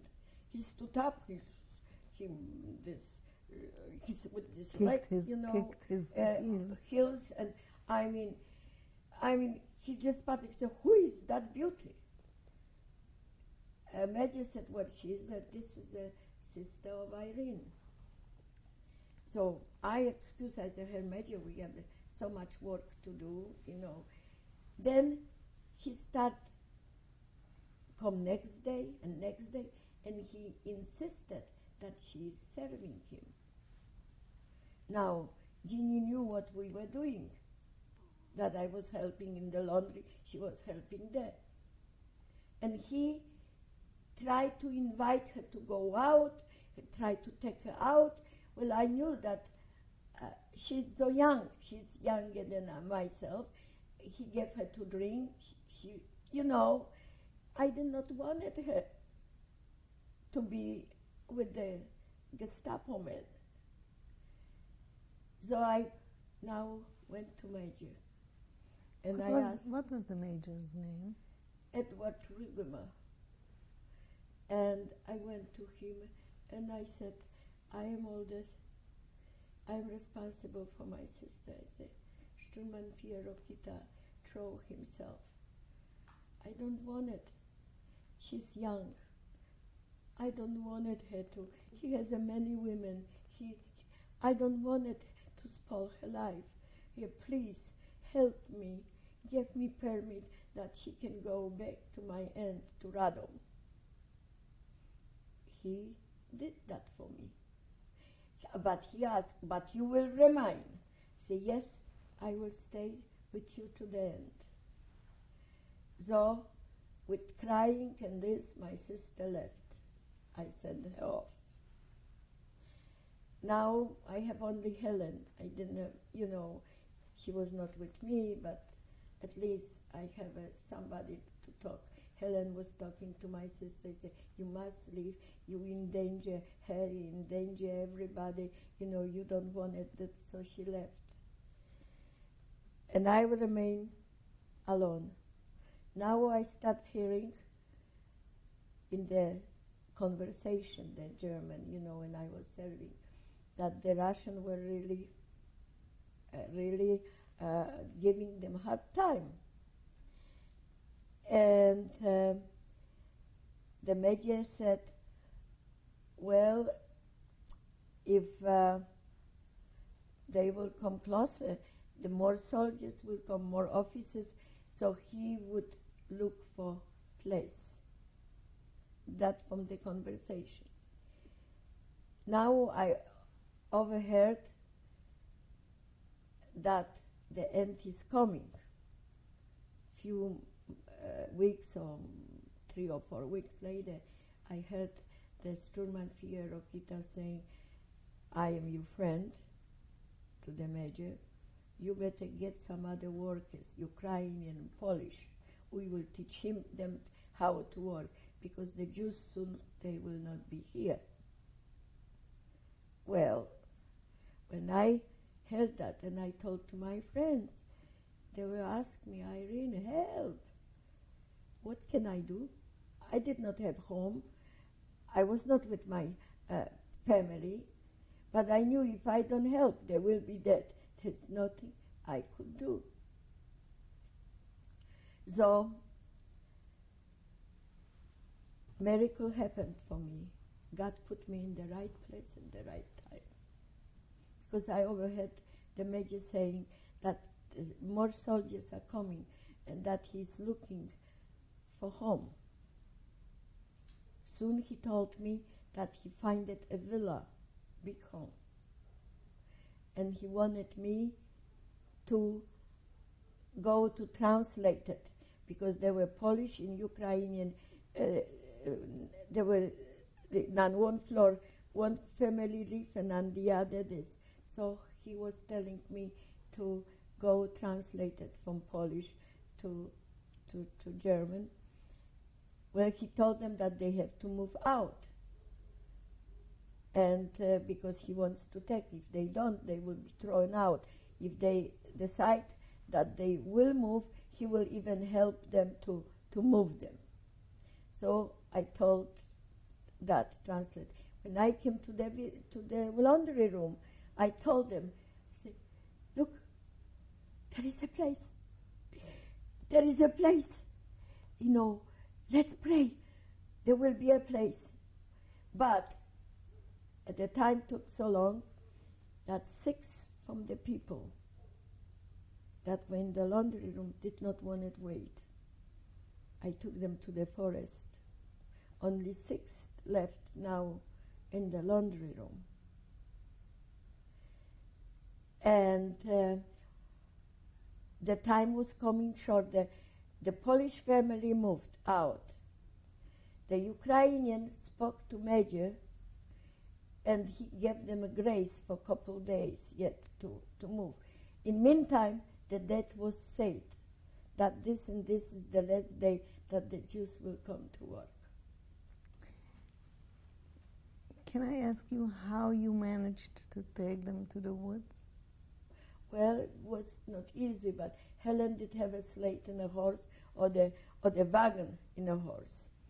And Major sometimes lived for 2-3 days on the different jobs.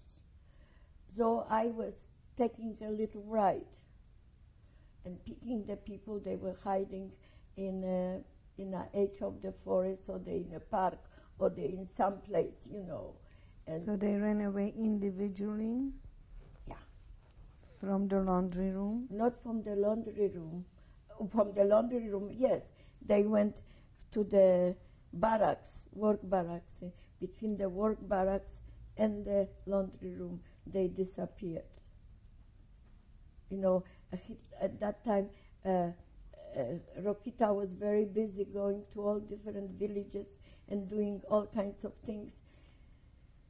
So many of them, and some of them, Helen helped to take them. They were hidden in a wagon. There were hay and potatoes and all things. Looked like a farmer that is going to town. And that's how we were working out. But now the time is coming that those 12 did have to, I could not move them to the villa because the couple was there and the time was coming. What I did, I hide them. It was 6 now only. I hide them behind the walls in the laundry room. I never forget they hide, and the next day they will not go out anymore because that was supposed to be. And the morning comes, and the Gestapo comes to pick up and come to Schultz and ask where the people are from the offices and from the laundry room. And I said, well, I don't know, I like the laundry room, nobody there. And I said, if you want to go see, you know. So Schultz with me walked in. I opened the door, but they were not really looking. They trusted, because Schultz said they must leave. So they opened, was everything fine, and they left. And they were but they were looking and finding people hiding in the factories here and there, taking them. And they were going to that. I knew there's nothing anybody could do now. The Gestapo was there and taking them. Now, I hide them, but I did not know that after they take all the Jews from place that they were working, then the Gestapo comes and searches, really, the German premises, because the German did have the factories. I was serving the dinner. I heard the young secretaries, German, say, yet one said to the other, you better dress tomorrow nice, because there will be handsome assessment, you know. He said, well, what will they do? She said, well, they will search. You know, the Jews are hiding, you know, like this is a war, you know. When I heard that, oh my God, no, what will I do? You know, those only looked in, but when they come search, they know how to search. So then the evening come and everybody was dressed because a big company from Berlin come to entertain the officers. So the secretary was all dressed and the major is dressed and Scholz is leaving too. You know, he said that they have a performance to look, and he said they will be back. So I was left in the little room by the diner by myself.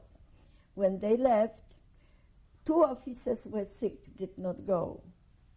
They were not, Major's apartment was on the 3rd floor, and one was on the 4th floor, and one was on the 2nd floor. Well, finally, when everything quiet down, I did go to the laundry room. Did not make light, but tell them, look, this and this situation is, I don't know, because those people, just the Ukrainian, just moved today. Just were moving today, tonight. But they didn't. I went there to check. They did not. So, and I could not leave them there. I brought them to the majors on the 3rd floor, little by little. I didn't know where to put them. I could not, in my little room, I clean Major's apartments always. Over the bathtub was a little opening, like maybe 4 by 5, you know, the air vent. There was a very heavy walls, and they have a air vent that goes from one place over the kitchen floor all the way to the other side. I didn't know where to hide them. And for some reason at that moment, I looked at that. I took a chair, I opened that, and I did see there is this. So I brought the 3 men first, you know, were sick, and to look at. It was wood. That was a lucky, not metal, because it would make a noises, you know. I put them there. 6 of them. Inside the vent? Inside the vent. All the way from bathtub, all the way to the kitchen, over the kitchen, to the other side. Well, there was, by that time, it was about 1 o'clock, and I said, now, I don't know, they maybe start coming sooner. I said, you have to be very quiet. And the major is old man, because he did not hear so good, very heavy glasses.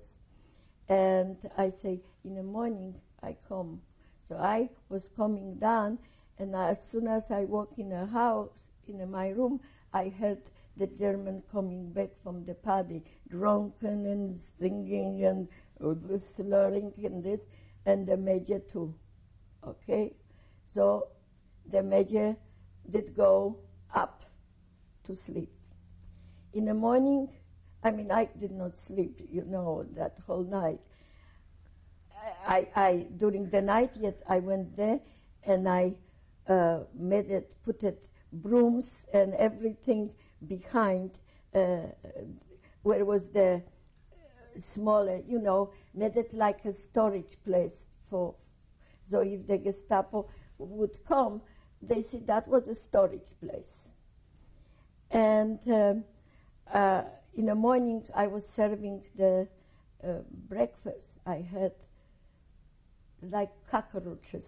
The Gestapo was every place, searching, looking here, there. You know, my feet were just like rubber. I could not wait enough for them to eat and go out. So as soon as the major left and everybody, I took a pail with put it something to drink, something to eat, and told Schultz that I go clean Major's apartment. I was walking in, the door were open. I said, Major usually close the door, but the door open. And as I was coming closer to the bathroom, young assessment coming out. You know, well, I don't do Jewish, you know. So at least he looked at me, and I said, well, I'm sorry, in German. I did not, I was surprised in Major's apartment, you know, I'm coming to clean his room. So he said, saluted, and Fräulein, Dankeschön, Fräulein, and he go out. I opened the door. Ida was sitting like a Buddha, like this. You can see her through because they were hearing, because they heard the whole night explosion, fires from the ghetto side, you know, and he was waiting for me to come. He went for his need. He needed pee-pee, I guess, you know. So he did his business and walked out. But for me, I locked the door and tell them that now that the Ukrainian move, and this night I will take them out to the villa. Okay, I did not think out how I will do it. See, I want, you know, I mean, I wanted help, but I was doing that. You don't have time to think, you do. So at that time, the night come, you know, I locked the door. I was locked front and this, so they can come out for a second, go to the toilet, and I brought in some drink and this. Everybody, Ida said, we will go out. We will give ourselves up. You know, you will lose your. I say, my life is not more worth it than you. We got so far. Go up there. Tonight you'll be, you know, in a villa. And so everybody was tired because they went to bed late. Major was tired.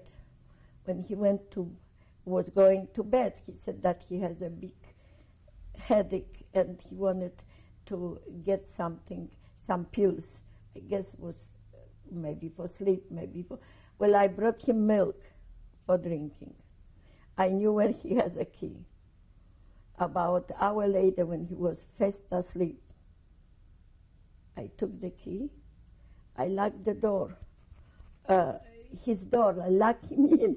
And I don't know why, but I remember I did that, and did have to let one by one down, and the 3 flights down into the through the office's entrance, because they could not go the other way. I let them into the night, and they knew where the villa is, and that's how they did go. How far was the villa from the old days? About, not quite 2 blocks, you know, not too far. It was a beautiful building, 2-story, with the third was the cellar, which was the servants' quarters. When they escaped from the laundry room or from the camp, were they searching for them? Oh, I guess so. But that was a Schultz business, you know, not mine. You know, I mean, the Schultz say probably they left with the other transport, because they were taking not everybody together. They came this and we. Did Schultz suspect that you have I something guess to that do? Schultz knew something, that I am trying to help, but like I say, he didn't want to know, he never spoke about. But now is that villa, and the servant quarters, the first floor, there was a big entry hall and small entry hall by the door, and then a big entry hall. Then is to the cell, to the servant quarters, and then there are stairs to go to the upper. From the big entry hall, there was a kitchen and another room with a kitchen. On that side was a formal dining room, and so there were like a living room or whatever, you know. And upstairs there were about 4 bedrooms. Big home. And so when I went and I did see that, so I said, well, God put me in the right place at the right time. That's the reason I went there. I opened the window to the German Medievelle, to the coal chute. You know, they put in coal through the window. And I left that open. And they came through the coal chute down to the cellar. One by one. Then during the night. And they instead 6, there were 12. Did Because you know? some people, you know, have a family, have this. So I expected there will be only 6 when I came to the villa. And how it happened, in the morning the major said that he wanted me to go to the villa, that I will not serve breakfast or luncheon, only dinner. And he said, in the laundry room, you know, you have to, the new crew will come, so you will teach them, tell them what is to be done. And I say, new? Why? What's happened? Did I do something wrong? You know? He said, oh no, that's what it is. You know, he did not even want to tell me what. So now I am, I went like a fly, so quick, to the villa. And when I opened and the major said, you have to go to the villa because I am sending a crew, soldiers, to paint the villa. Oh my God, I did not know that he wants to do, but the villa was dirty because the people were leaving. And so when I walked in, instead 6, 12 people look at me, you know, like children. And there is no time to get befriended or anything. And I was thinking what I will do. So I locked them in the attic. I figure out that they will not paint the attic. They started with this. So I put it, it was very hot. It was June. It was very, very hot. And there was only a little window by the ceiling. I felt like stepmother, like bad person, to take the people and lock them there. I brought it some water. There was a pail for West, and some towel, 1 or 2, and I say I will come as soon as I can. And soon after 4 soldiers came, and they were selecting the color, and they were painting, and this, and I was sitting like Mother Goose on her eggs. I was scared to go.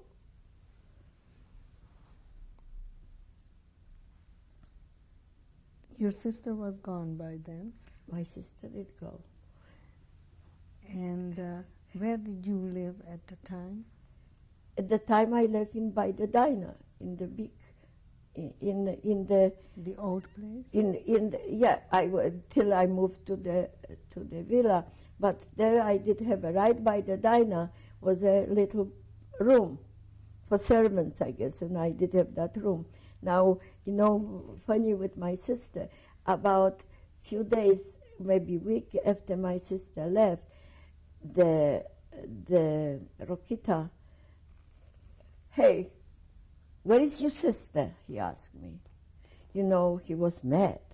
And just like from nowhere, I said, well, she did have a tuberculosis and was sent and he turned white, you know.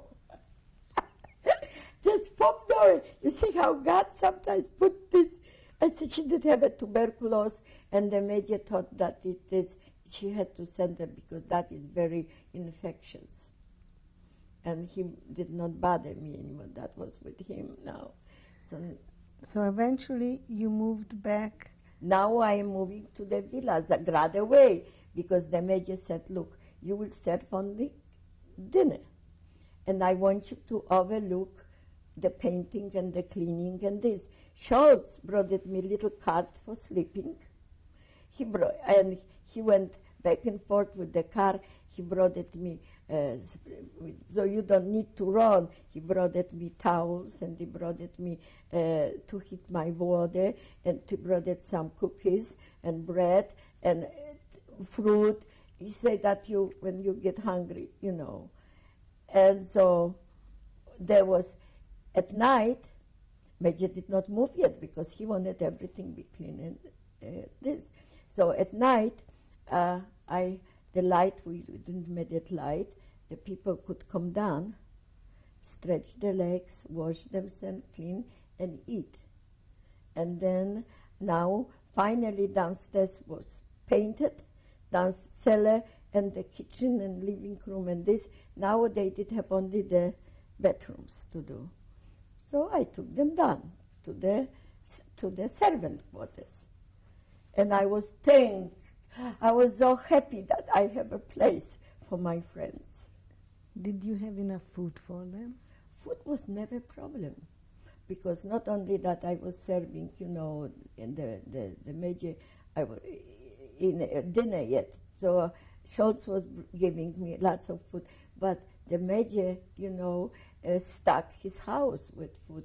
The Schultz did go with me to the German warehouses, and we bought it whatever was needed. You were telling me how you got your Jewish friends down to the basement now. Yes, and they are there, and finally the painting is finished now, and I put them into the servant quarters, and I was thinking that's a beautiful place because there was a little bathtub, you could heat it water, and there was a little stove, and there was a little tiny like a closet. They probably one closet, but then they did have like a storage for marmalade, for all the things, groceries and things. One of this room, we made it called that honeymoon hotel for the married couple. We figured out that would be perfect, beautiful, and we try to think we will survive. Well, I asked the major if I may move to the servant quarters. He said, oh no, you move by the kitchen. In the cellar, I am bringing my orderly, a soldier. When I heard that, my feet were just shaking. I said, my gosh, now what will I do? The people are here. So, quick, I said, Major, I was raped by Russian soldiers when I was not even kissed by a boy. I am scared of men. He was a man in his late 60s. I was pretty girl. So when I told them, he said, oh, that's the reason I never did see you flirting. I said, I'm scared of men. Please, I do everything. I clean your shoes. I wash your shirts. Don't bring a man. I am scared. Give me the opportunity. So finally he said, well, I want to have big parties and, you know, and I will. I said, my mother did teach me everything. She was a great entertainer. Please, give me the opportunity. Pleaded. Finally he said, okay, we will try. But if you cannot do it, I get the orderly. So when I was telling to my friends in downstairs, and two of them, I think it was a Francis, and another man. He said, Irene, this villa was built by Jewish architect, Mr. Sharpkopf. He said, we're pretty sure that there must be another hiding place, because we noticed as the German would go from Germany to Poland to Ukraine, there was something done in a garden in this. So we start searching. Major still did not really move in. And we find it. There was another hiding place. Right underneath Kolshut was a wooden wall.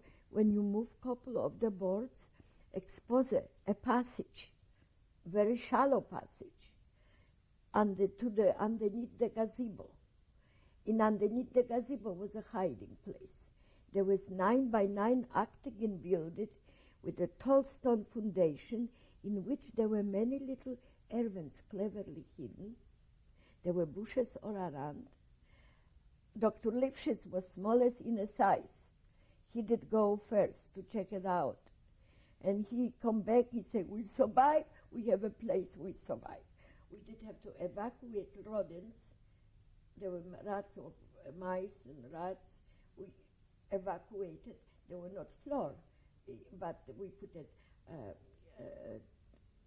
some of the cover, not carpet, but we put it blanket, and we put it pail with fresh water, pail for west. We put some biscuits, we put this, and we try to see how long it will take to go from one place to another. We could not walk, we could not even on the knees. There were like step ladder on the floor, and you have to pull yourself only. But we knew we will survive.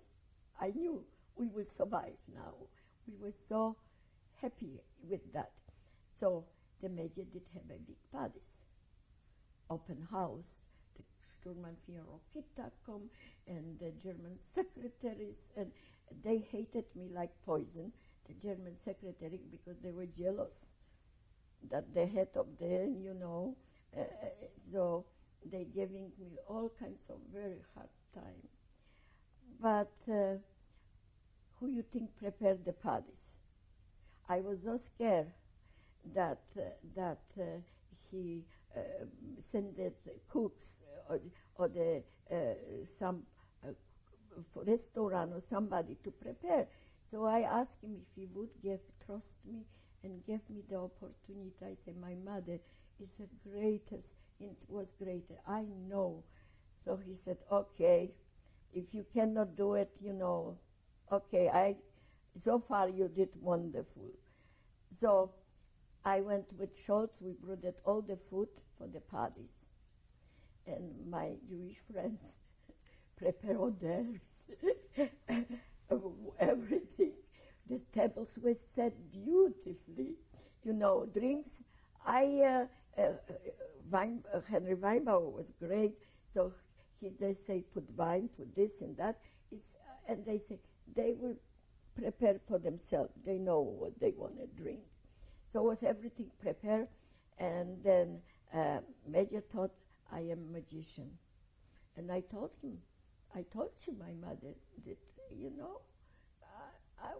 but I remember a few times was there such a big trouble when the opening was, the open house, the assessment come with another Fräulein, and they were drinking, they were playing piano, they were doing, was noise, and the people were underneath the gazebo.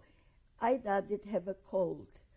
She was coughing, so she took a pillow with her when she went there. And I am by the kitchen sink.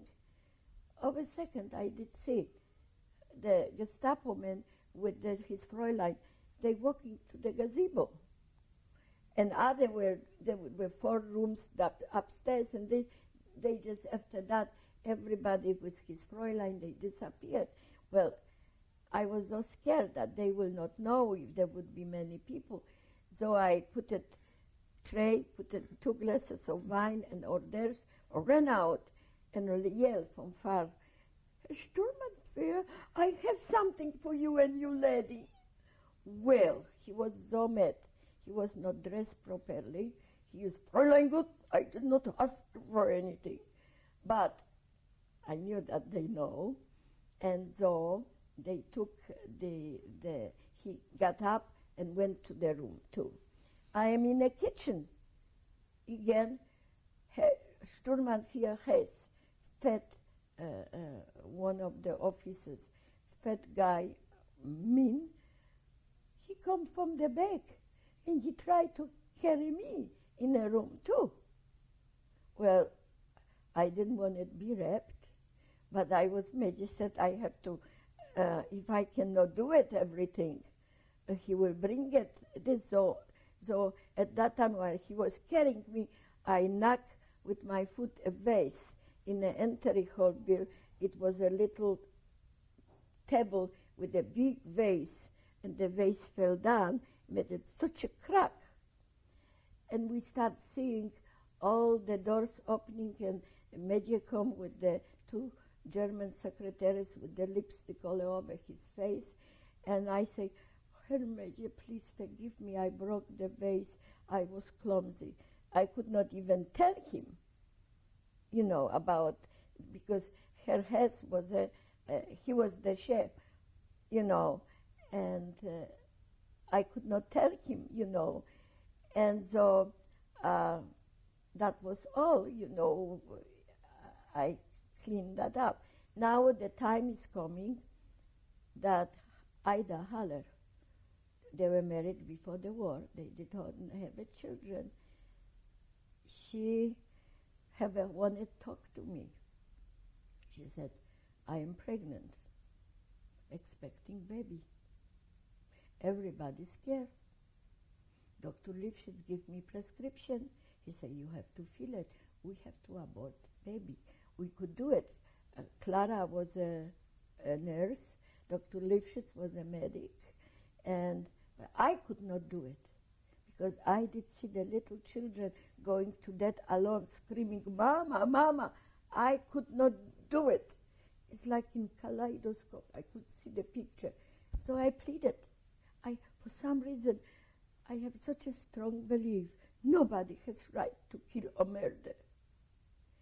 I have a belief that we survive, that God put me in the place there. It's beyond shadow of the doubt. I knew I did not do alone. That was my destiny. And so I said, Hitler will not have you, baby. You will not have abortion. You will have the baby when you be free. Finally, I pleaded for the life of the baby. And they listened to me. And we were surviving, doing what naturally, in going to the forest and do things. And now I overheard. Before you go on, Irene, tell me again the major's name. Edward Rigumer. What do you know about him? What did you know then? I know about him that he was he had two sons that were Gestapo, but they were in Germany. He was only alone. And I think he was divorced or separated from the wife. That's what I knew. He did have an ulcer, so at the beginning I cooked for him special food and this. And but I did not see him to kill anyone, murder anyone, or they even hurt anyone. He was the old-fashioned German, They put uniform. He was not professional soldier. They put a uniform on him because he was a expert with the ammunition and this. How old was he? He was around 67 years old. Did you see any kindness from him? Well, I did see that he always was fighting with the Gestapo men. So why are you doing that? I need my people. And when they were working double shift, he told Scholz to give extra food and this. He was not a bad man. I mean, he was naturally this, but I did not see him kill or murder anyone. But he was friends with the Gestapo men, and the Gestapo men was coming always. That is the thing. And another thing, I felt a woman, even no matter how young, I knew that he was in love with me. He did not push himself on me because I could leave. See, I was so much younger. And I could live, I am Polish in this. So he did not push himself, but I know that's the reason he allowed me to do this, and he said we will wait, and you know. So now the time is coming that he said, I heard that the end is coming, you know. On every street corner in Poland there was signed, this town is Jew-free, you know, and whoever will help escape Jew, the sentence is death. Only in Poland the signs were there. And so now I am know that the end is coming. One day I am in town, and like from nowhere, Gestapo is every place. Whoever was on the street, Polish, Ukrainian, they push us to one place. They force us to watch. Polish couple with 2 little babies, and Jewish couple with 2 children, they were hanging in the middle of the marketplace. As a warning, we were forced to watch that. There is no way I can tell you how to, the little children screaming, then fighting for bread. Even with closed eyes, you can see, you can feel it. When I came to the villa, I mean, I don't know, like a zombie, how I did have the strength to come to the villa. I opened the door.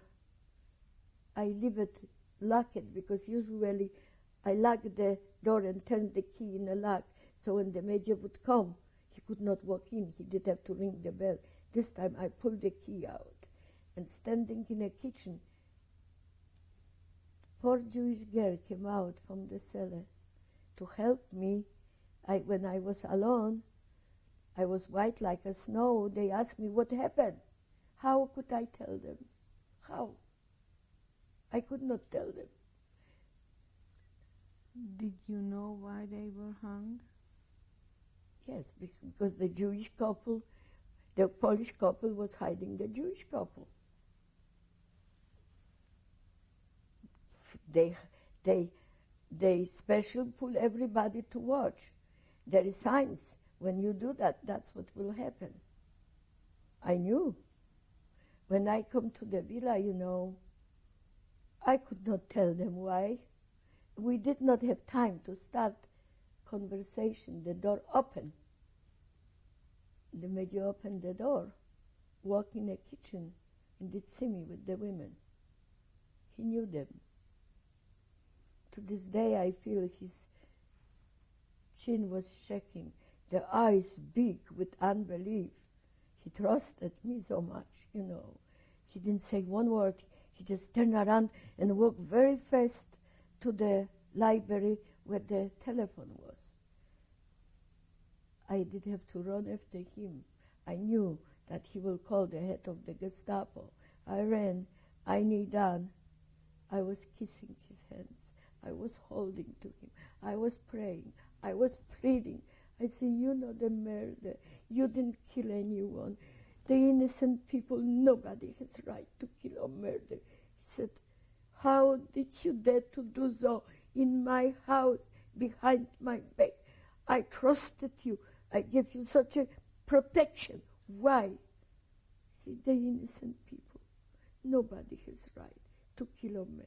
Forgive me. I would do it again. Forgive me. I did not have home to take them to my home. I did see little softening in his old eyes. He said, Irene, I don't want to see you dead, but I have my orders.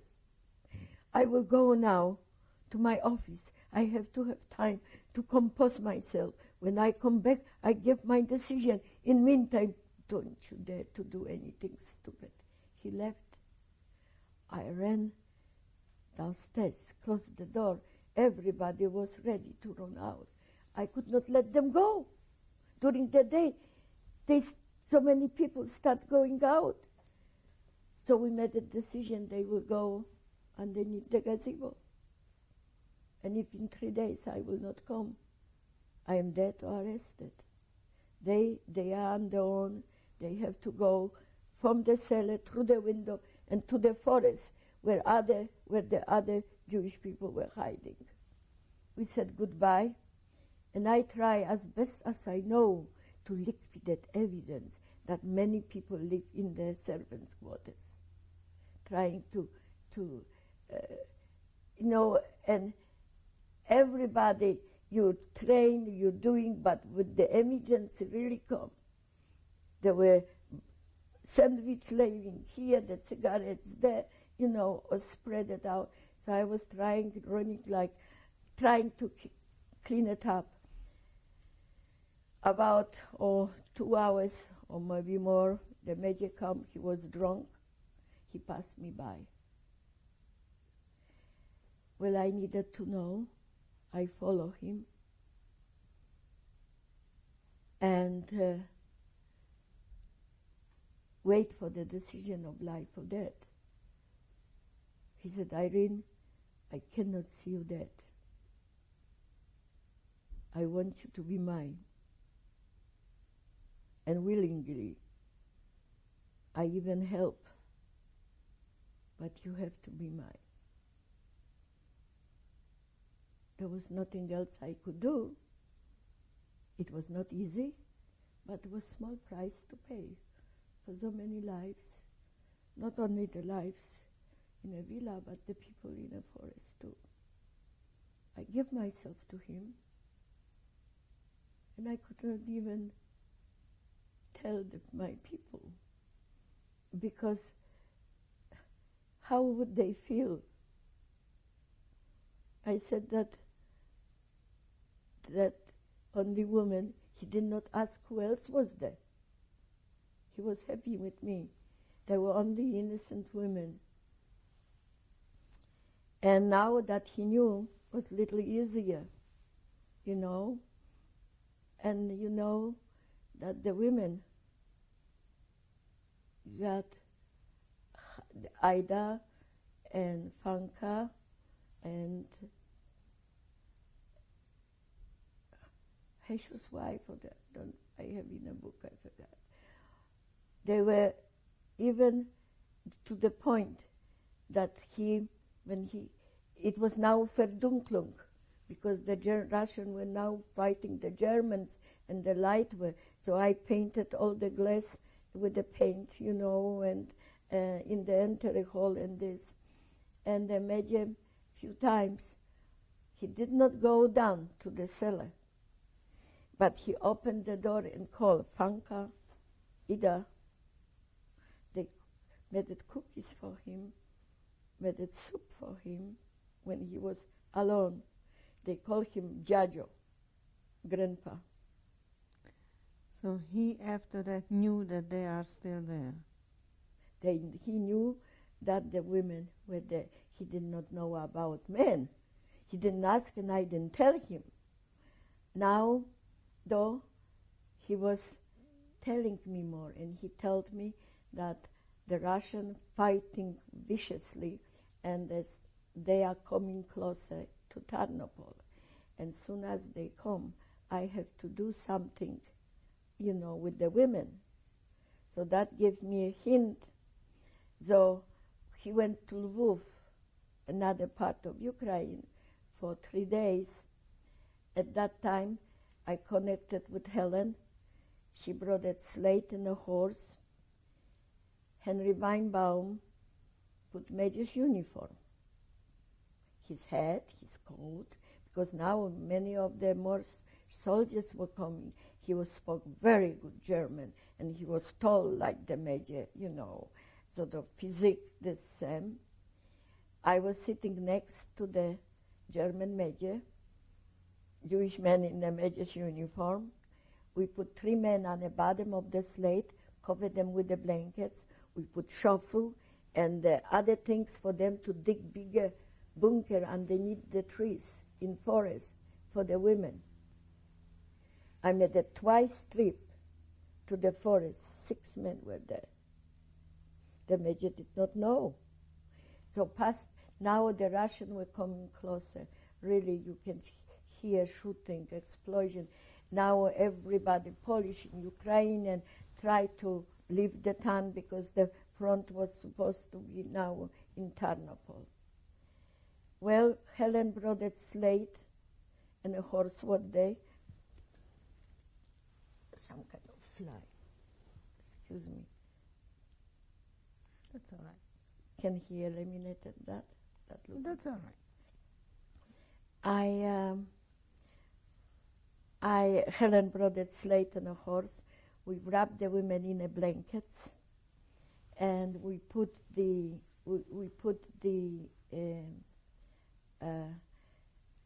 chairs, valises, luggage. We looked like everybody else running out of town.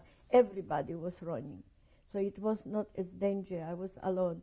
I brought them to the forest, and I remained with them. I befriended in the forest Henry Pachowski, Polish, he is partisan, and also Polish forest ranger. I made it before friends with him and brought him things and this. I was alone, and I loved to go pick up mushrooms and berries and this and that. He didn't tell me that he was with partisan. I did not tell him what I was doing. We were friends, but that gave me excuse many times to go there to the forest. And I even told the major that I find a nephew. And part of my family, and did not expect it, So many times I asked if I can take this or that to the forest. He said that he even himself, helped me to bring something to the forest. Well, now the time is coming that I have to, he said, soon I will be leaving because the front is so close. You have to take the women out because I don't want the German to find my in my home Jews. So I promised him one day they brought it. He went someplace, and I took them to the forest. Now is March 15, 1944. It was a March the 10th, 44 first, and you could see, I am with the people. I am staying in the Henry Pachowski home as a cousin, but during the day I was going into the little halls, there bringing and looking and this, and we heard that now, by the short radio from England, we heard that the German pushed the Russian again from Tarnopol, pushed them out. I am sitting in the morning. Oh, Ida and the Fanka, Ida was heavy with the child. She would need hold in a ground by herself. So I was here forced to tell Pachowski that I was hiding two women and that one is pregnant, and I am scared to put her in a forest, in a hole, because she will die. So he was connected with England. He did have a special room that nobody know. He sent his wife with two children. He sent them to grandmother, and that day I brought Fanka and Ida to his home. He put them, and the rest was in a forest. Now, the war, they fighting back and forth, the Russian. I'm sitting at the kitchen window. Who is coming? Major with the Sturmbannführer Rokita. He was so worried that the Russian will kill me. He loved me, the major. he did not tell him about the Jewish people, but now he asked the help that I am at the cousin. I am sitting, and they coming. Henry Pachowski got white because he said, the Gestapo. I said, 1 minute, let me run out. I run out. I said, oh, I'm so glad you come. I was so scared of the Russian. I told you that I will run out to my cousin in this. And in meantime, the wife of Henry brought it coffee, made it coffee and brought it out to the car. They say they have to leave because they are in transit. So he made it a special, the few miles to pick me up. Well, I could not. I went only to Ida, and because she expected baby any day, and I said I have to leave. And there was nothing else I can do, for safety of all people. So now I am living. I am living hiding in a car of a major in the Sturmbannführer Rokita. That man he did have a connection to partisans, and that was on a way we were living, and he gave me the name of the partisans. So on a way, Major left. He did go put me in a hotel, and I disappeared. And that was the last time I did see the Major. Irene, you just escaped from the German Major. Where did you go? I joined the partisans because before I left Pachowski, he said that he has a cousin that is, with partisans. On a way, when I go, I should escape and go to the partisans. So because I didn't want to go with the Germans, So that's what I did. I joined the partisans, and I even, for the first time in my life, I fell in love with Janek and Riddle, his name, Janek Riddle. And his mother was only one son, and the mother was so happy. She preparing wedding that was supposed to be in a forest. But just day before the wedding, there was a little action that Janek said. They needed guns, and small group of Germans were going through the village, and he never come back. He was killed. Did you know how? Well, he was fighting. The partisans were trying to attack that German thing, and the German was stronger. Then they countered, and men come and say, Mrs. Riddle, your son fell. And so I become widow before I become bride. I was so upset, I blame God again. Why me? And pull myself with all my heart and soul into the partisans. And I spoke German and I spoke Russian. I didn't carry a gun, but I was a messenger girl from one place. I was trying inch closer to my home. 1945, Russia took all of Poland. We won the war, lost the freedom.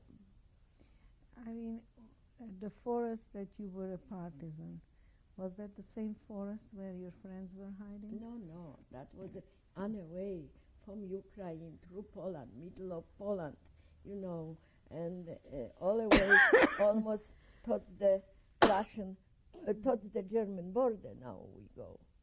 That's completely different areas, different parts, but there's still a Russian pursuing the German retreating now, and we are right in between. But you had no connection at this point I didn't have a connection with family or anybody else. So now it's 1945, and I am very close to my home where my parents live. I don't know if I, find them. There was close, and I stopped at little temple, not regular, but just. And I went to the rabbi there and told him my name and asked him if he knows of the people that I saved, mentioned some name. And he said, oh yes, a couple with a little baby, with a boy. They are living to go, but they live in Wrocław. That is very close now to the place I lived before. Is this after the war? That is now this already after now the is war? After the war, yeah. Where 1945. Where were you when the war ended? I was on the way going to see my parents. So I was trying to get to my home there. Still with the partisans? No, that partisans now was sort of resolved. I am now alone, trying to reach my home. And I stop at the temple trying to find out.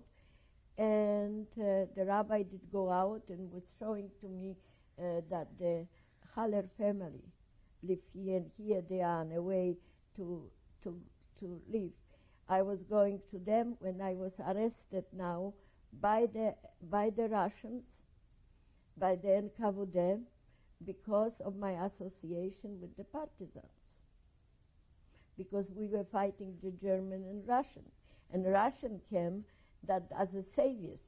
They come as a saviors, they get to go back and, So they put out orders that everybody have to lay a gun. Well, I did not even know, but they arrested me. I didn't know what to do. I didn't know where I find my parents, if I find them. And about 10 days later, I didn't know that anybody knew that I am arrested. In the morning, opportunity arrived. The window was open. The bar far apart. I was very skinny. I was 5 minutes with the open windows. It was about half a floor, not 2 floors, but floor and a half tall. And I jumped. Who left the window open? Well, the window was open for air, I guess, and the bars were apart. But there was no jail yet. There was before they put you in jail, they, what you call it, they ask you questions and this. So they woke me up day and night asking me questions. I didn't know what to tell them. I was with the open window just for 5 minutes without thinking. I jumped. Good, the ground was, I fell over the fence and the ground was soft. I felt like a cat on all four. My legs were just like rubber, but I was free. So where I go to Halle. That's what the rabbi told me. So I go there, I ring the bell, Russian soldier came out. That was Halle. He looked at me, he said, are you Irene? I said, yes. He said, look, I am Halle's brother. He put Russian uniform fighting the Germans. So now Ida came down. They could not keep me because they knew that I was arrested. The rabbi noticed and told them, and they were talking with the commissar, but I am now here. I could not go back. So Halle's brother in the Russian uniform took me to Krakow. And in Krakow, I was in Dr. Lifshitz, home with my feet up because I broke some vein in my feet. And then I was wanted in my home now because the Russian was so mad that I escaped, that they make me big stink in partisans. So now I was in a funka a home a little from one to another. I was like a mother living, and I'm wanted. So now I could not find my family.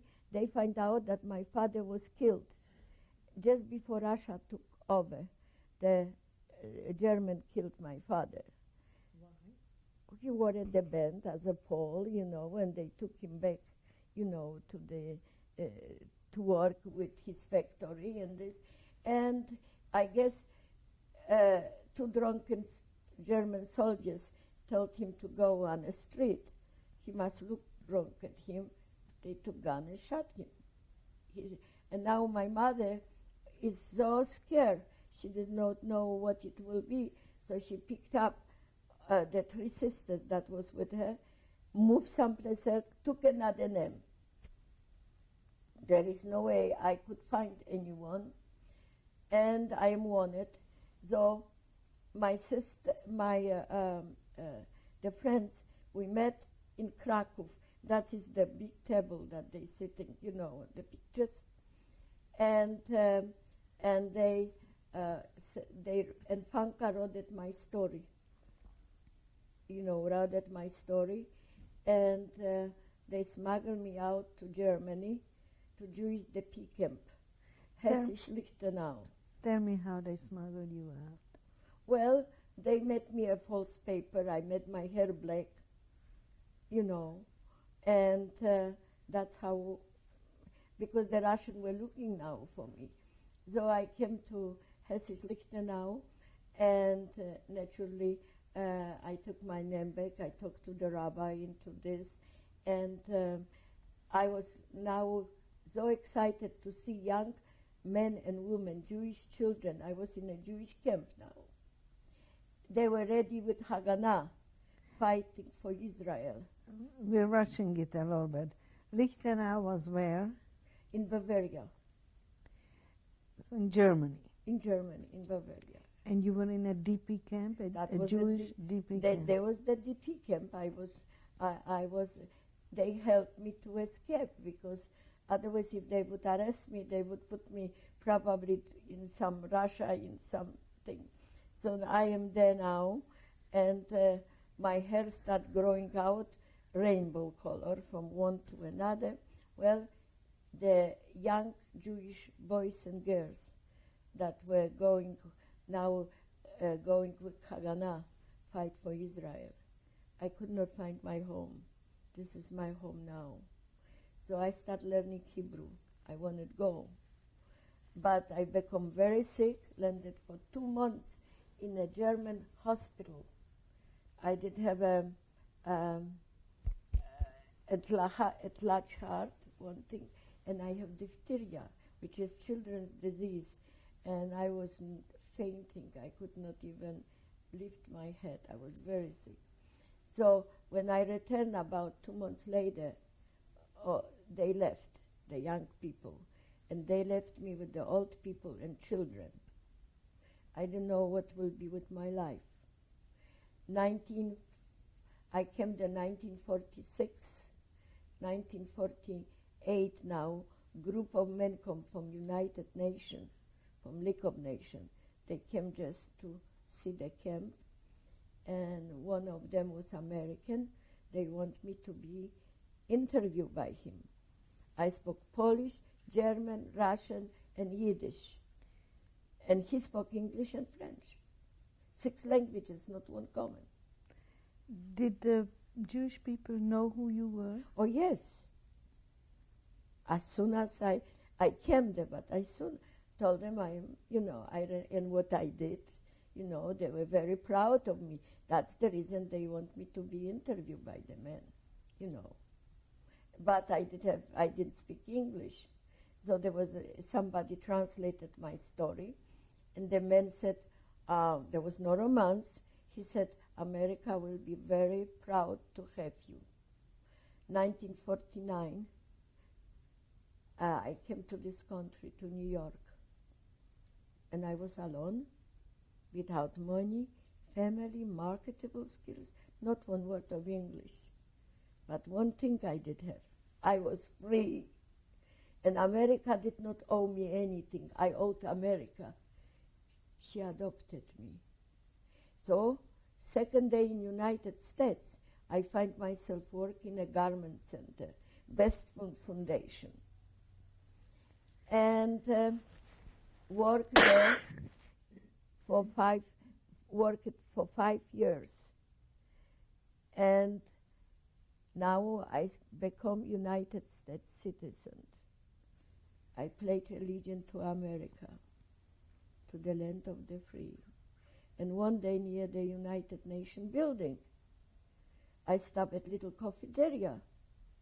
The place was full, and a man come, there was one chair empty. He looked at me, he say, I know you from someplace. He started telling me my story. And he was a widower, invite me to dinner. 6 weeks we were married. What was his name? Bill William K. Updike. Bill Updike. Handsome, wonderful man. What was he doing in New York? Well, he was with United Nations, you know, and so he did find me, and when he married me, 6 weeks later, and we went to Arizona, where our little girl was born. Year to year, God gave us child. My husband was not young, and what I went through, God gave me family. I did have now family on my own. And I put the biggest sign on my memory, do not disturb. I didn't want to know about war, Holocaust, persecution. I wanted to know America, and I wanted to raise my child. And she grew, become beautiful young girl at 17. She find a maid and married. And my husband become not well. He become sick. One day I was reading newspaper. The newspaper said, Holocaust never happened. It is propaganda. Well, that put me on fire. How anybody can say so? I was there. I was there. So I was yelling and screaming. My husband belonged to the Rotary Club in Yorba Linda. They invite me to speak for the first time in 1980. I told my story to the Rotarian. There was Rabbi Asa from Temple Batikva in Fullerton. He sent my story to Jerusalem. First, he invited me to speak in a temple to the young people. He sent my story to Jerusalem. From Jerusalem, we received 4 letters from people I saved. There was the survivors uniting. First letter I received from the young man whose life began in German Medjugorje. He called me mother. Who were these 4? There were letters from Hallers, and there were letters from Heshu, and there were letters from, I have the letter, from 4 people.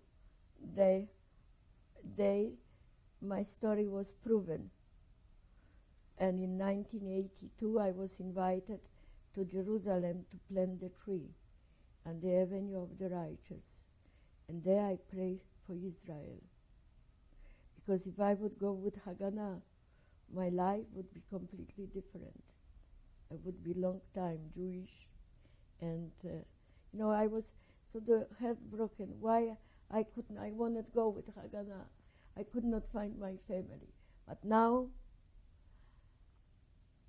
I am there, and I made my vow that for the rest of my life, I will spend to try to bring people together, regardless of nationalities, religion, color, or creed. What did you feel at that moment when they said, here is a woman who is a righteous Gentile? You know, I did not know that I am heroin. I thought that everybody has the, I mean, I wanted help. I was not worried I'm heroin or dog. They told me here that I'm heroin. But I just wanted to, I survive. And it's my responsibility to tell the story. And I did not know that I can speak like that. I travel all around United States, in Canada, Poland, Germany. Whoever invites me, speak to Rotary clubs, Kivano clubs, churches, temples. Now even 2 months ago, I will show you downstairs, Irene's museum. I get many honors from the Jewish community. 2 months ago, I brought it, the Monsignor from the Catholic Church here, into Jewish temple in Irvine. He brought it a blessing for me from Pope. I received blessing from Pope because I saved many human lives. Which Monsignor was this? Father Karp, here from the John Paul II Church here, the Catholic. The whole community, not only he, the whole community. Some of the Catholics never been in a temple. It was unbelievable to see that Monsignor in the red outfit kissing the rabbi and the rabbi kissing the Monsignor. And the people, each other, Jews and Christians, hugging and kissing. It was like one big family. Who was the rabbi? Rabbi King in Irvine. Temple Sheikh Hamalot, I cannot pronounce. Where is your daughter now, Irene? My daughter lives in Portland, Oregon. And many times when I speak that direction, you know, I see her. How does she feel about She's very proud. My 2 grandsons are so proud of me. I mean, you know, my daughter has the most wonderful. Now I go for Thanksgiving. She sent me tickets to go. She already made that appointment for me to speak in a church. She did not even ask me. She knew that. This is a children that went through drugs and, you know, so the lost children. And she knew that the priest was asking if I would speak. And I go and speak. And in schools, I spoke to all black school, very poor school, in a dilapidated, in a towns. I am not afraid. I have 300, 400, 500 kids. When I finish, they cry. They will stay in long line for hug and kisses. When I speak in a school, many times, some of them say, "Thank you for my people." Some say, "Look, I am Polish and I am proud of you." I have children that told me, "Mrs. Updike, please forgive me." I say, "For what?" I am German, and I am so ashamed. I hug him. I say, "Honey, you're not guilty. You were not born." So they ask me, "What should I do?" I say, "Did you hurt me? Because you're German."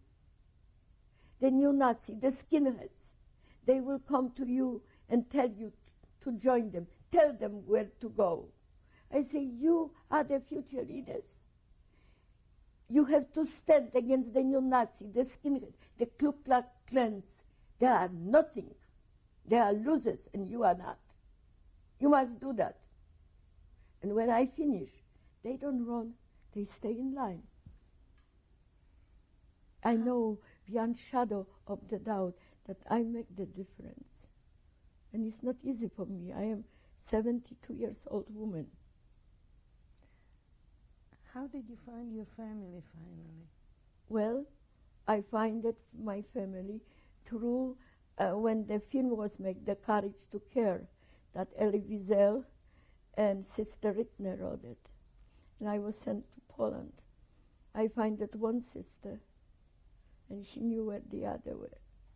What year was this? 1994. A year ago? 1984, excuse me. What happened to your mother? My mother died in 1957, which I did not know. And my... Died of what? she did have stroke. And the other sister? And the other, I have all 4 sisters. We were 5, and we are all 5 yet. But one of the sisters that was with me she's very sick. She's very sick. She cannot travel. Did you And see Marisha them? too cannot travel. Did So- you see them? Yes, I've been 3 times now in Poland. Matter of fact, I spoke in Poland. My sister Bronia, she writes beautiful poems. She is the president of Senior Club. So she invited people my age and older.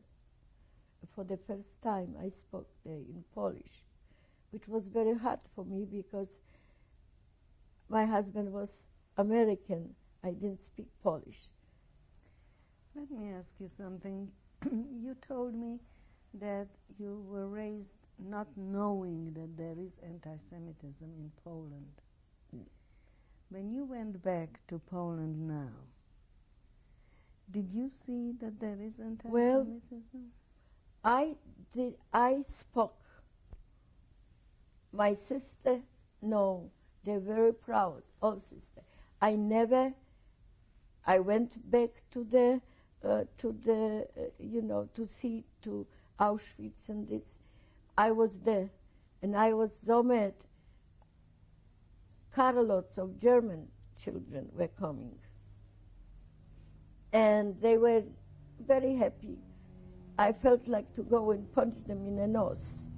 Now, I will not say that they are not, some people, anti-Semitism. But there are people that, like the children from schools, children, and this, that they have the scouts, they staying every day and by the wall where the killing was, and the flowers are brought.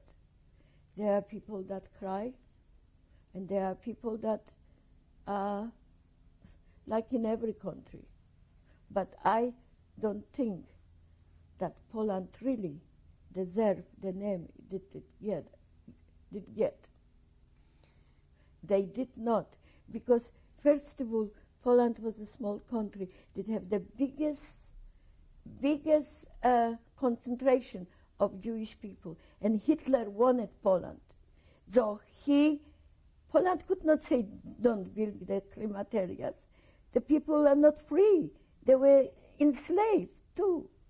And so he brought it to Poland from all the countries. He built the crematorias and built it from all countries, people there, to be able to see how many people help would have to be every Polish man, woman, and child to save someone, and that's not possible. You're absolutely right, and we do know that there were a lot of Polish people who did help, and that's quite evident. But on the other hand, there was a pogrom in one of the small towns, and I'm sure you know Yes. where it was I after the war. I tell you what happened. There were so-called Poles. Like when the war started, the Germans put their the criminals in a Polish uniforms and attack, and they say Poland attack Germany. That's the start. Now, on one side were the Ukrainian, and the other side you did have a German that spoke Polish. That when the German just wiggled that they coming, because my father was persecuted by them, because we came from middle of Poland to Oberschlesien. So we were the Poles, we were the persecuted. So some of them, I would not say that there maybe not were Polish people involved, but they are sort of called people, Polish people. I know that. And I am, surprised. The hate is so great. Like I was just now someplace I heard that Polish Lombe built the Auschwitz, that Polish worker did building. What the German were supposed to send that's the silliest thing. And Polish worker, they were slaves. My sisters were forced to work. They were not forced, not paid. So and another thing, right in the beginning, the newspaper said, Polish concentration camps, Polish death camps. They were not Polish. They were German-built concentration camp in Poland. But the name came out, and the rescuers came too late to focus. There is two parts to the story. The people that were saved by Christian, they came too late to focus. And by those people that were in concentration camp, they say they did not suffer. Irene, you were telling me a few minutes ago that you are outraged about the fact that so little is said about the righteous Gentiles in Poland. What do you want to say? Well, I want to say that it hurts me sometimes. And I am very close. Jewish people, they like my family because I was with them through the whole horrible time. But now that I am speaking for UGA, raising funds for Israel, which is very close to my heart, Israel has to be strong. It's no question about. And to hear that Polish concentration camps, Polish death camps, they were not Polish. They were German-built concentration camps in Poland. Poland was no free country. She was forced. They forced them to work, to saying silly things like Polish Lombe built the Auschwitz. Polish workers built the concentration camps. Well, German did not bring the Lombe from Germany, and Polish workers, they were slaves. Like others, they were forced to work. I will not say there were not people that would sell their own mother for vodka or food, but that we're giving the Jewish children. See, I am speaking from one end of United States to other. And in the beginning, there was so much hate. When I finished, they asked me, there was anyone that helped? This is not right. Somehow is somebody guilty, and we're doing to our children, to the second generation, and now third generation, we're doing the same that was done to the Jewish people. Building, I am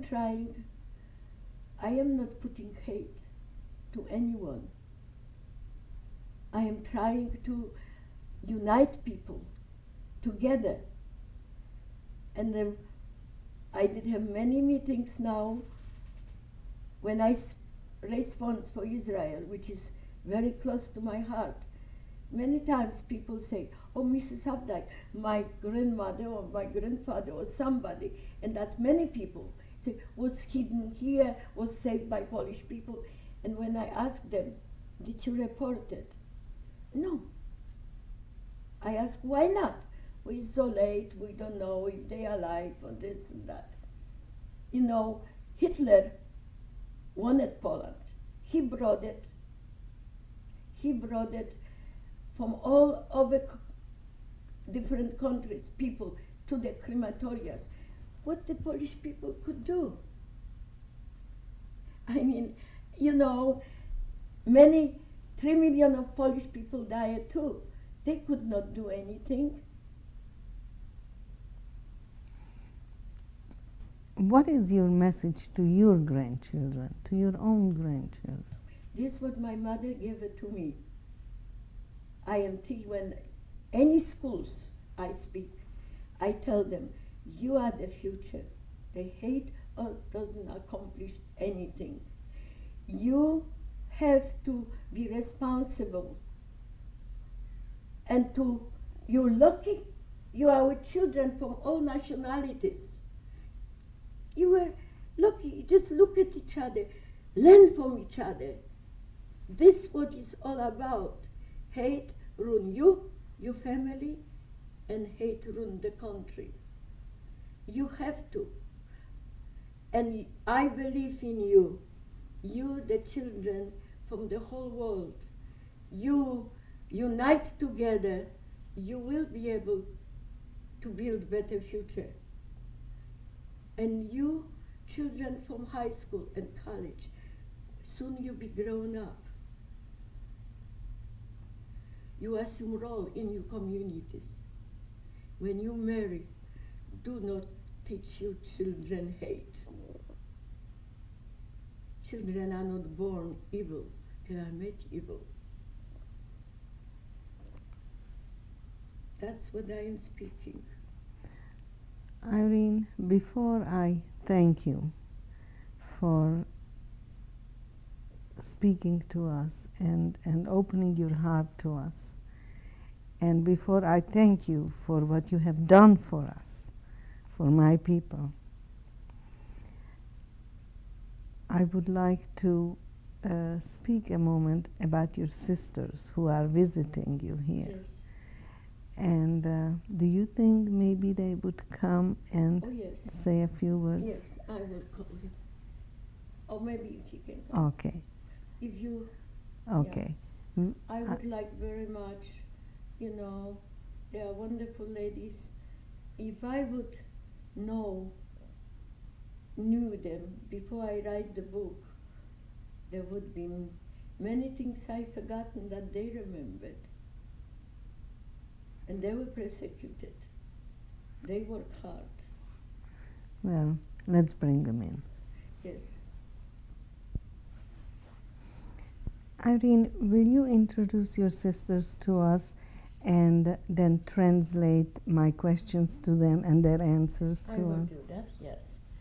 This is my sister Bronisława, and this is the little one, the youngest one, Władysława. They are both the youngest sisters. First of all, ask them, how do they like the United States? Ona się pyta, jak ty lubisz Amerykę? Bardzo lubię, tym bardziej, że przygarnęła jej rękę. She loves very much because she did take me in care. Nawet to uwieczniła w wierszu, który napisałam jej na urodziny. She even wrote it song about. She's the one that writes Yeah, the poem. How about your other sister? What's her name? Władzia. Vladia. Mnie się bardzo podoba Ameryka, a tym bardziej, że tu jest i siostra. To jest moja mama, bo mamy nie mamy już. Yeah, A ja well, jestem najmłodszą i zawsze mnie uważała za takie maleństwo. Jak zobaczyłam je po dłuższym czasie, to nie uwierzyła, że już jestem taka duża.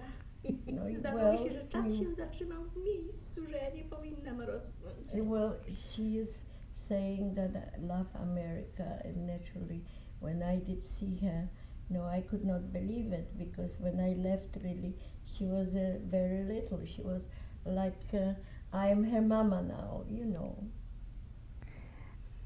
Ask Bronia, is she the oldest? Bronia is the fourth one in in the line. Would you ask her how does she feel about your work today, what you're doing today? Ona się pyta, jak ty się czujesz, co ja robię. Jestem bardzo dumna z tego. She's very proud. She's very proud. And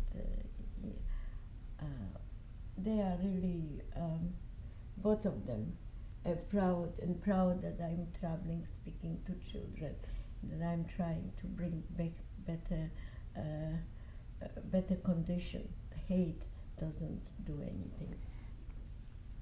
Did she write any poems about America? She wrote it about me, and that's a beautiful, but it's in Polish, naturally, not is it a long poem?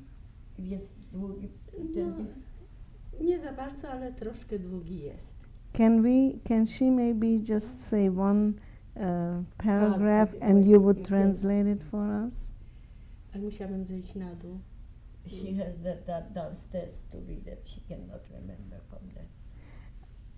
Możesz przeczytać.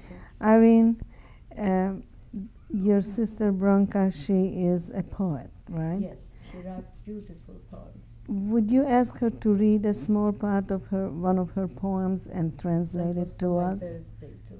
Okay. It's a beautiful. Twoje czyny, siostrzyczko kochana, wielokrotnie przewyższają Twój wzrost, więc jesteś z nas naprawdę największa. Choć nie stawiają Ci pomników, nie opiewają w pieśniach ni wierszach, dla mnie jesteś wielka, wielka, piękna bohaterka. Well, they said, my dear sister,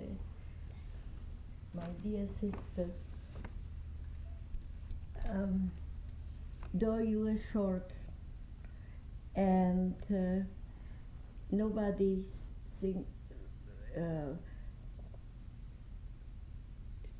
they singing about you, nobody building a big monuments, but in our hearts you are the biggest one, and you are our heroine. Well, would you tell her that you are our heroine also, and that you are in our heart much bigger than your size? Well, ona mówi, że w ich sercach też ja jestem heroiną. Jestem bardzo szczęśliwa z tego powodu. See, I am very happy about. They really love me very Dla much. mnie jest to wielki zaszczyt, Hireczko. And she is że very jesteś honored. taką. Is very honored, you know, and when I go traveling and speaking, I just pray to God that I can keep them longer. I am getting old and I need. See, when Waja came about a year ago, just before that I needed surgery, and it would be not for her, I don't know how I would survive, because the Medicare did not want to pay for my surgery. They said it is cosmetic. I did have cancer 15 years ago. They put an implant, and the implant break.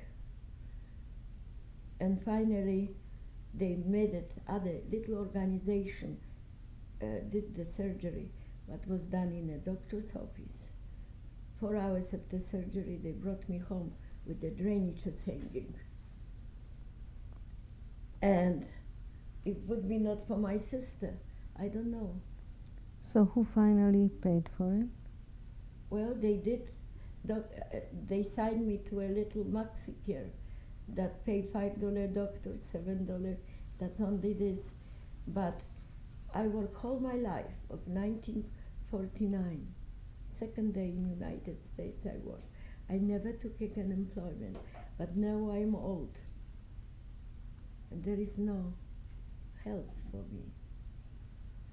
Also, I would like to have a sister with me, but they allowed only a visitor's visa for 6 months, that's all. And I am 72 years old, and for sisters it's like 12 years. Well, would I bring them if I am in 80s? I don't know if I would live that long. Well, let's It's hope. not right. Let's It's not. hope that you will find a way. I hope And so. please tell them that I'm so grateful that they were willing to speak to us and Ona mówi, że jest bardzo wdzięczna, żeście mówili i tego. This is my heroine that she helped me to survive. And this one, you know, come now and she's, this is our clown.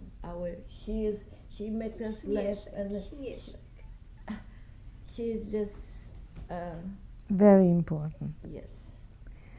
Irene, again, I want to thank you and your sisters, but especially thank you as a survivor for what you have done for my people. Thank you. And if you wanted to see the We're going to show some of your pictures and some of your mementos that yes. you. Thank you. Thank you so much. It was really wonderful to have you here in my home. You are a wonderful, very warm person. Thank you.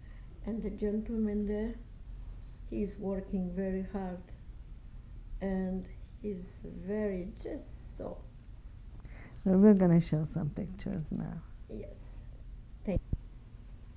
This is my parents, Maria Good from home Rembish, and this is my father, Władysław Good. When was this picture taken? This was done in 1942 Where? in Radom. Thank you.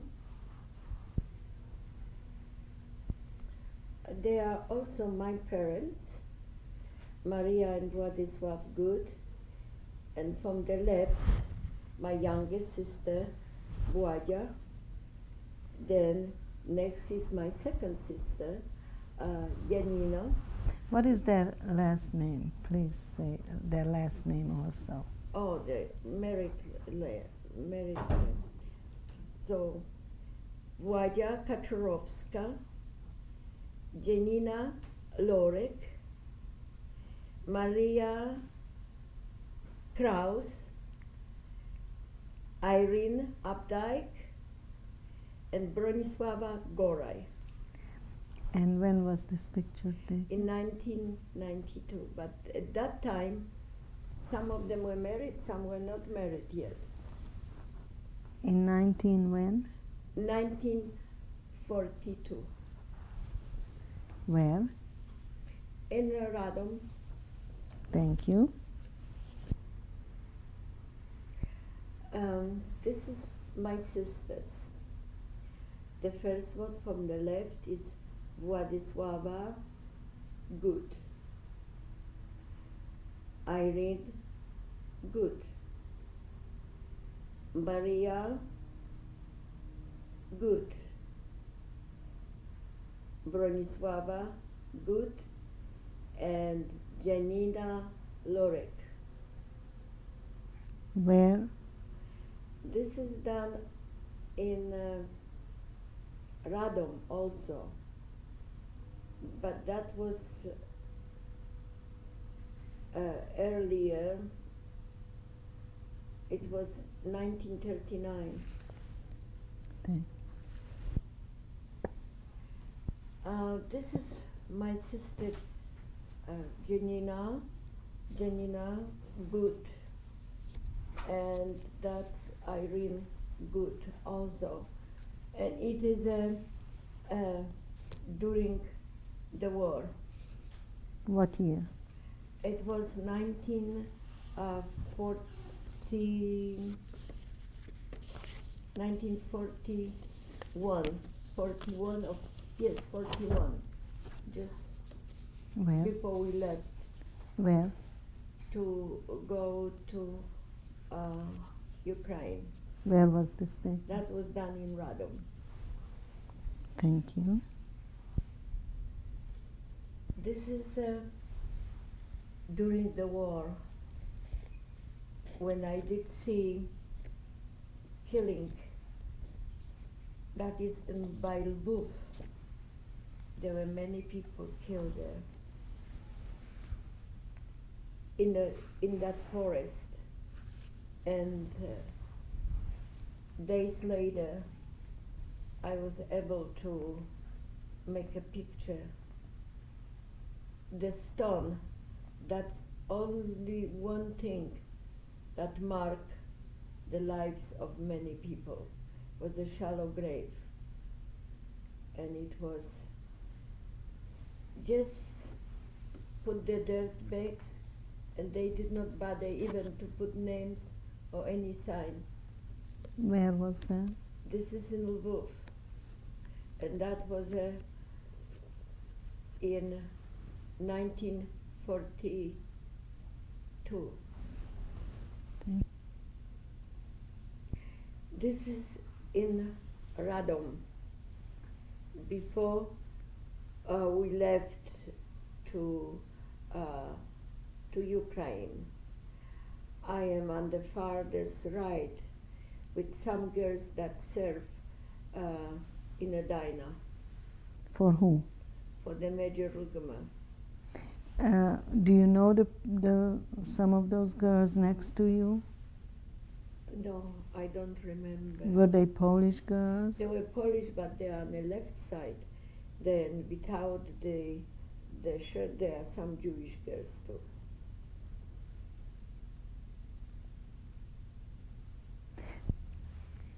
What year was this picture taken? This was they just before 1941. Thank you. This is Major Edward Rüdemer, and this is done in 1943 in Ukraine, in Tarnopol. Can you tell us who he was? He was the head of the German organization that supplied ammunition, gun, and transportation for the German front.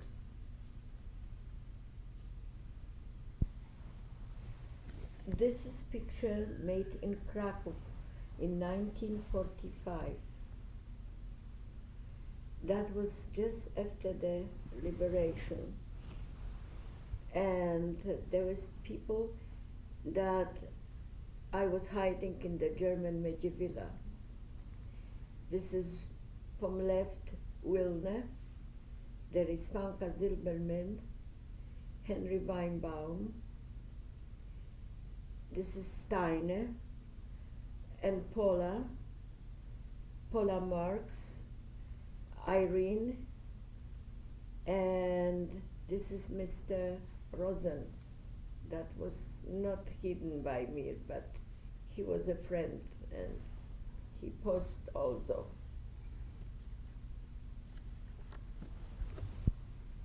This is also right after the war in 1945, and this is Mr. Moses Weiss and his wife.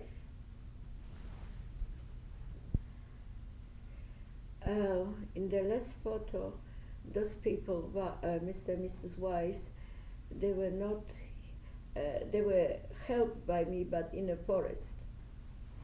And this one here is Helen Weinbaum, and the second man, I don't know, he was a friend in the army.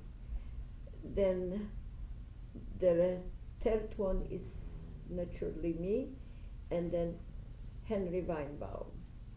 And when was this picture taken? This was done in Krakow right after the war, and naturally Henry Weinbaum was hidden by me, but Helen was his fiancée that was very, very helpful, another Christian girl. And this was what year? This was 1945 Thank you. in Krakow. This is also in Krakow. From the left, this is Irene, that's me, and in a new suit that Heshu, whose I was hiding. He was the man, the Schneider, that made for me the suit, and I was wearing it with pride.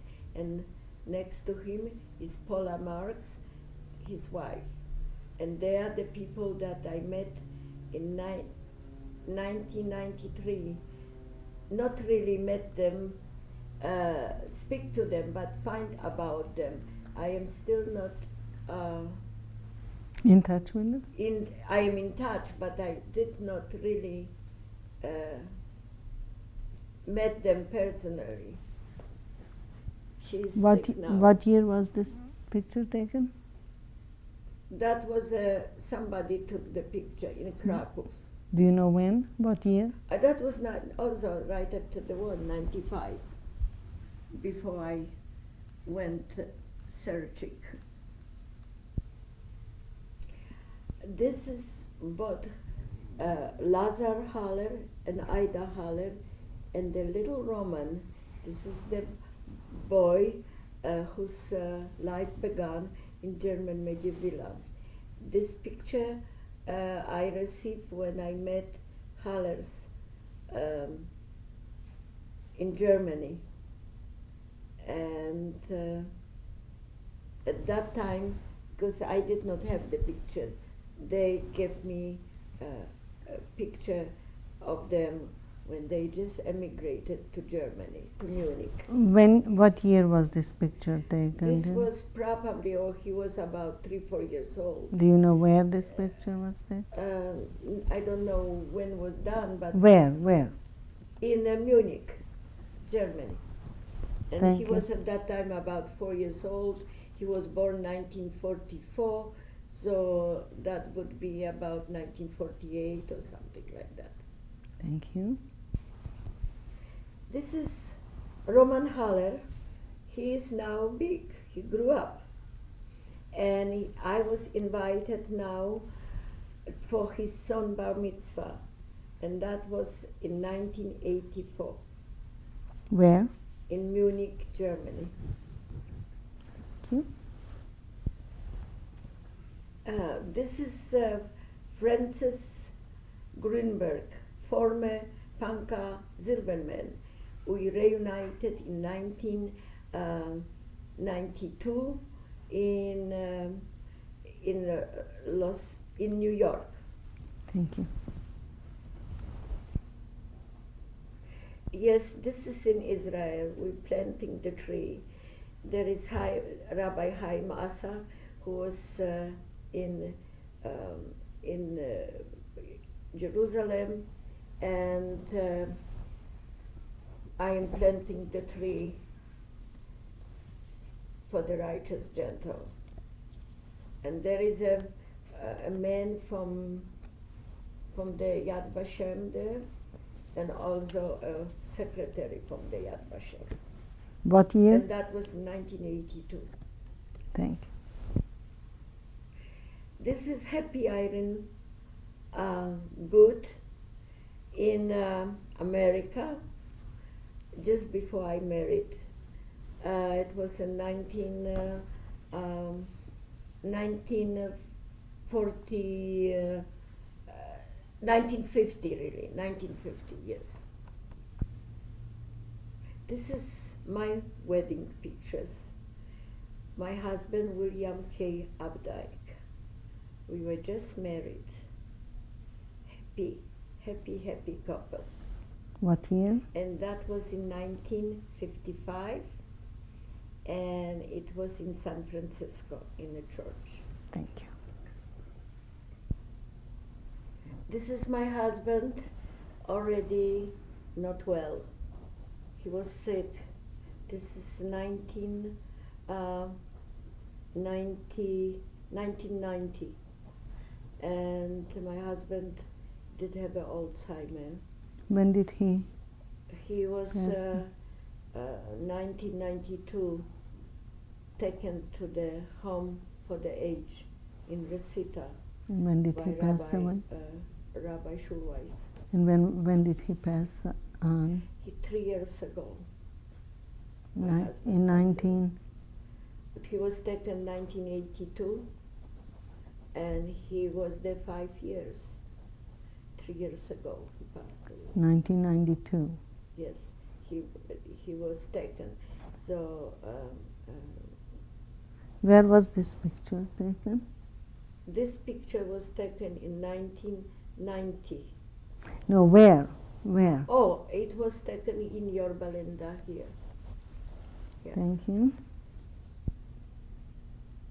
This is reunited with my sisters, and this was in 1984 Where? in Poland. Will you name? In Krakow, we did the picture.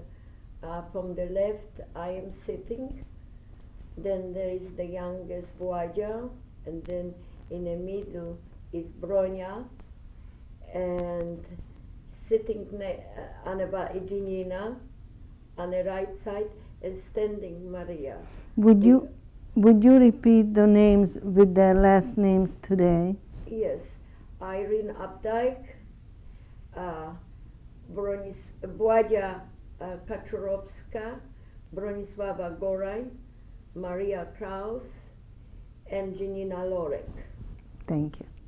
We are all, and I never been to the weddings.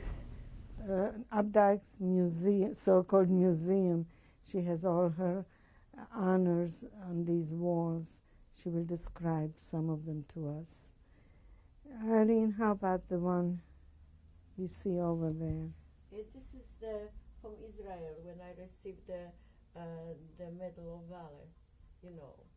The righteous Gentile. Yes. I am so very proud of it. What year was that? Do you It remember? was 1982. Thank you. Yeah. Okay, Irene, what's that?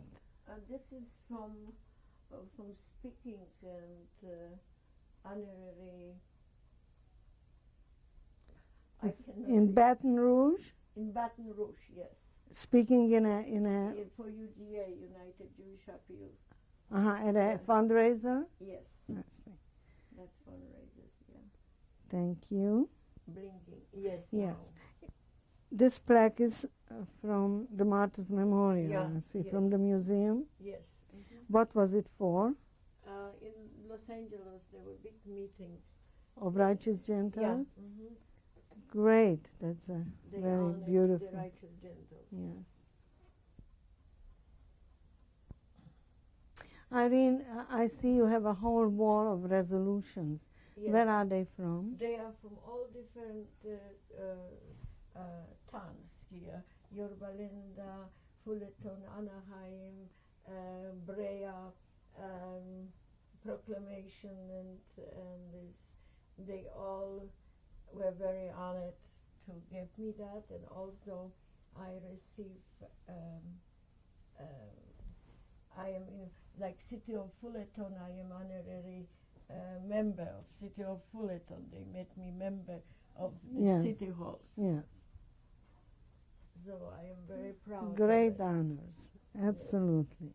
Very deserving, too.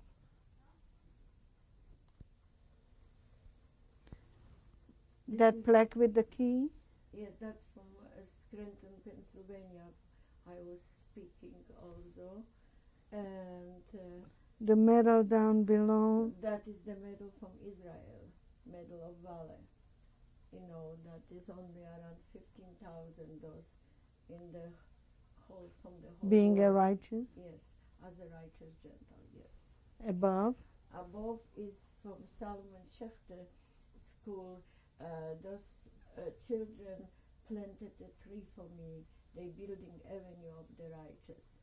I have in about 3 schools, Jewish schools, that they planted the trees. I'm very proud of them. The picture? And then this picture is from Florida. Yes. From Florida, Women of Valor. And I received that from UGA, United Jewish Appeal, for to raise funds for Israel. Mm-hmm. The County of Los Angeles. Here is the county of Los Angeles. I received resolution from all the county of Los Angeles.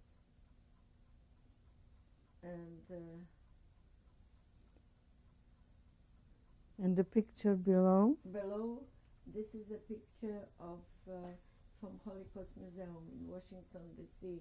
when I was in March and they made it my picture with the picture on the wall. Okay.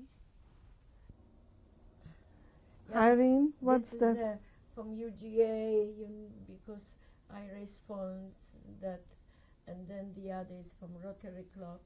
I spoke also not for raising funds but raising consciousness, trying them, tell them, hey, get together, we all need you. Good, So good. then on this side here, this 1 second. Okay, the one up there. is that B'nai B'rith Children's school in Home. in Israel. They made it a one room for me. Thank you for A gift of love, Yes, they yes. say. And below that? And below, this is for the Courage to Care. I was given the honor to accept that in Los Angeles. Okay, thank Yeah. you. Who's this? This is my greatest award. My daughter, Janina Smith. I love her so much. She lives in Portland, Oregon, not very close to me. Okay, thank you. And then 2 grandsons. Yes. Yes, who are these, Irene? Those are my 2 grandsons, Robert and Ray. On the right is Robert. He is now 10 years old. And Ray, he's 14 years old. That's wonderful. And the picture, they are still younger. They are wonderful 2 guys. Well, Irene, again, we just thank you. That's my precious treasure. I know. You have plenty precious treasure here, But this and is we the are greatest. very, very grateful to you Thank for you. spending the whole day with And us. I am thankful that you did the job, but I feel so bad that you Don't- work so hard. But this we is a didn't. once You in a did life. the work, Because this is once in a lifetime now. but you did the work, Irene, and we Yeah, you thank you too. for it.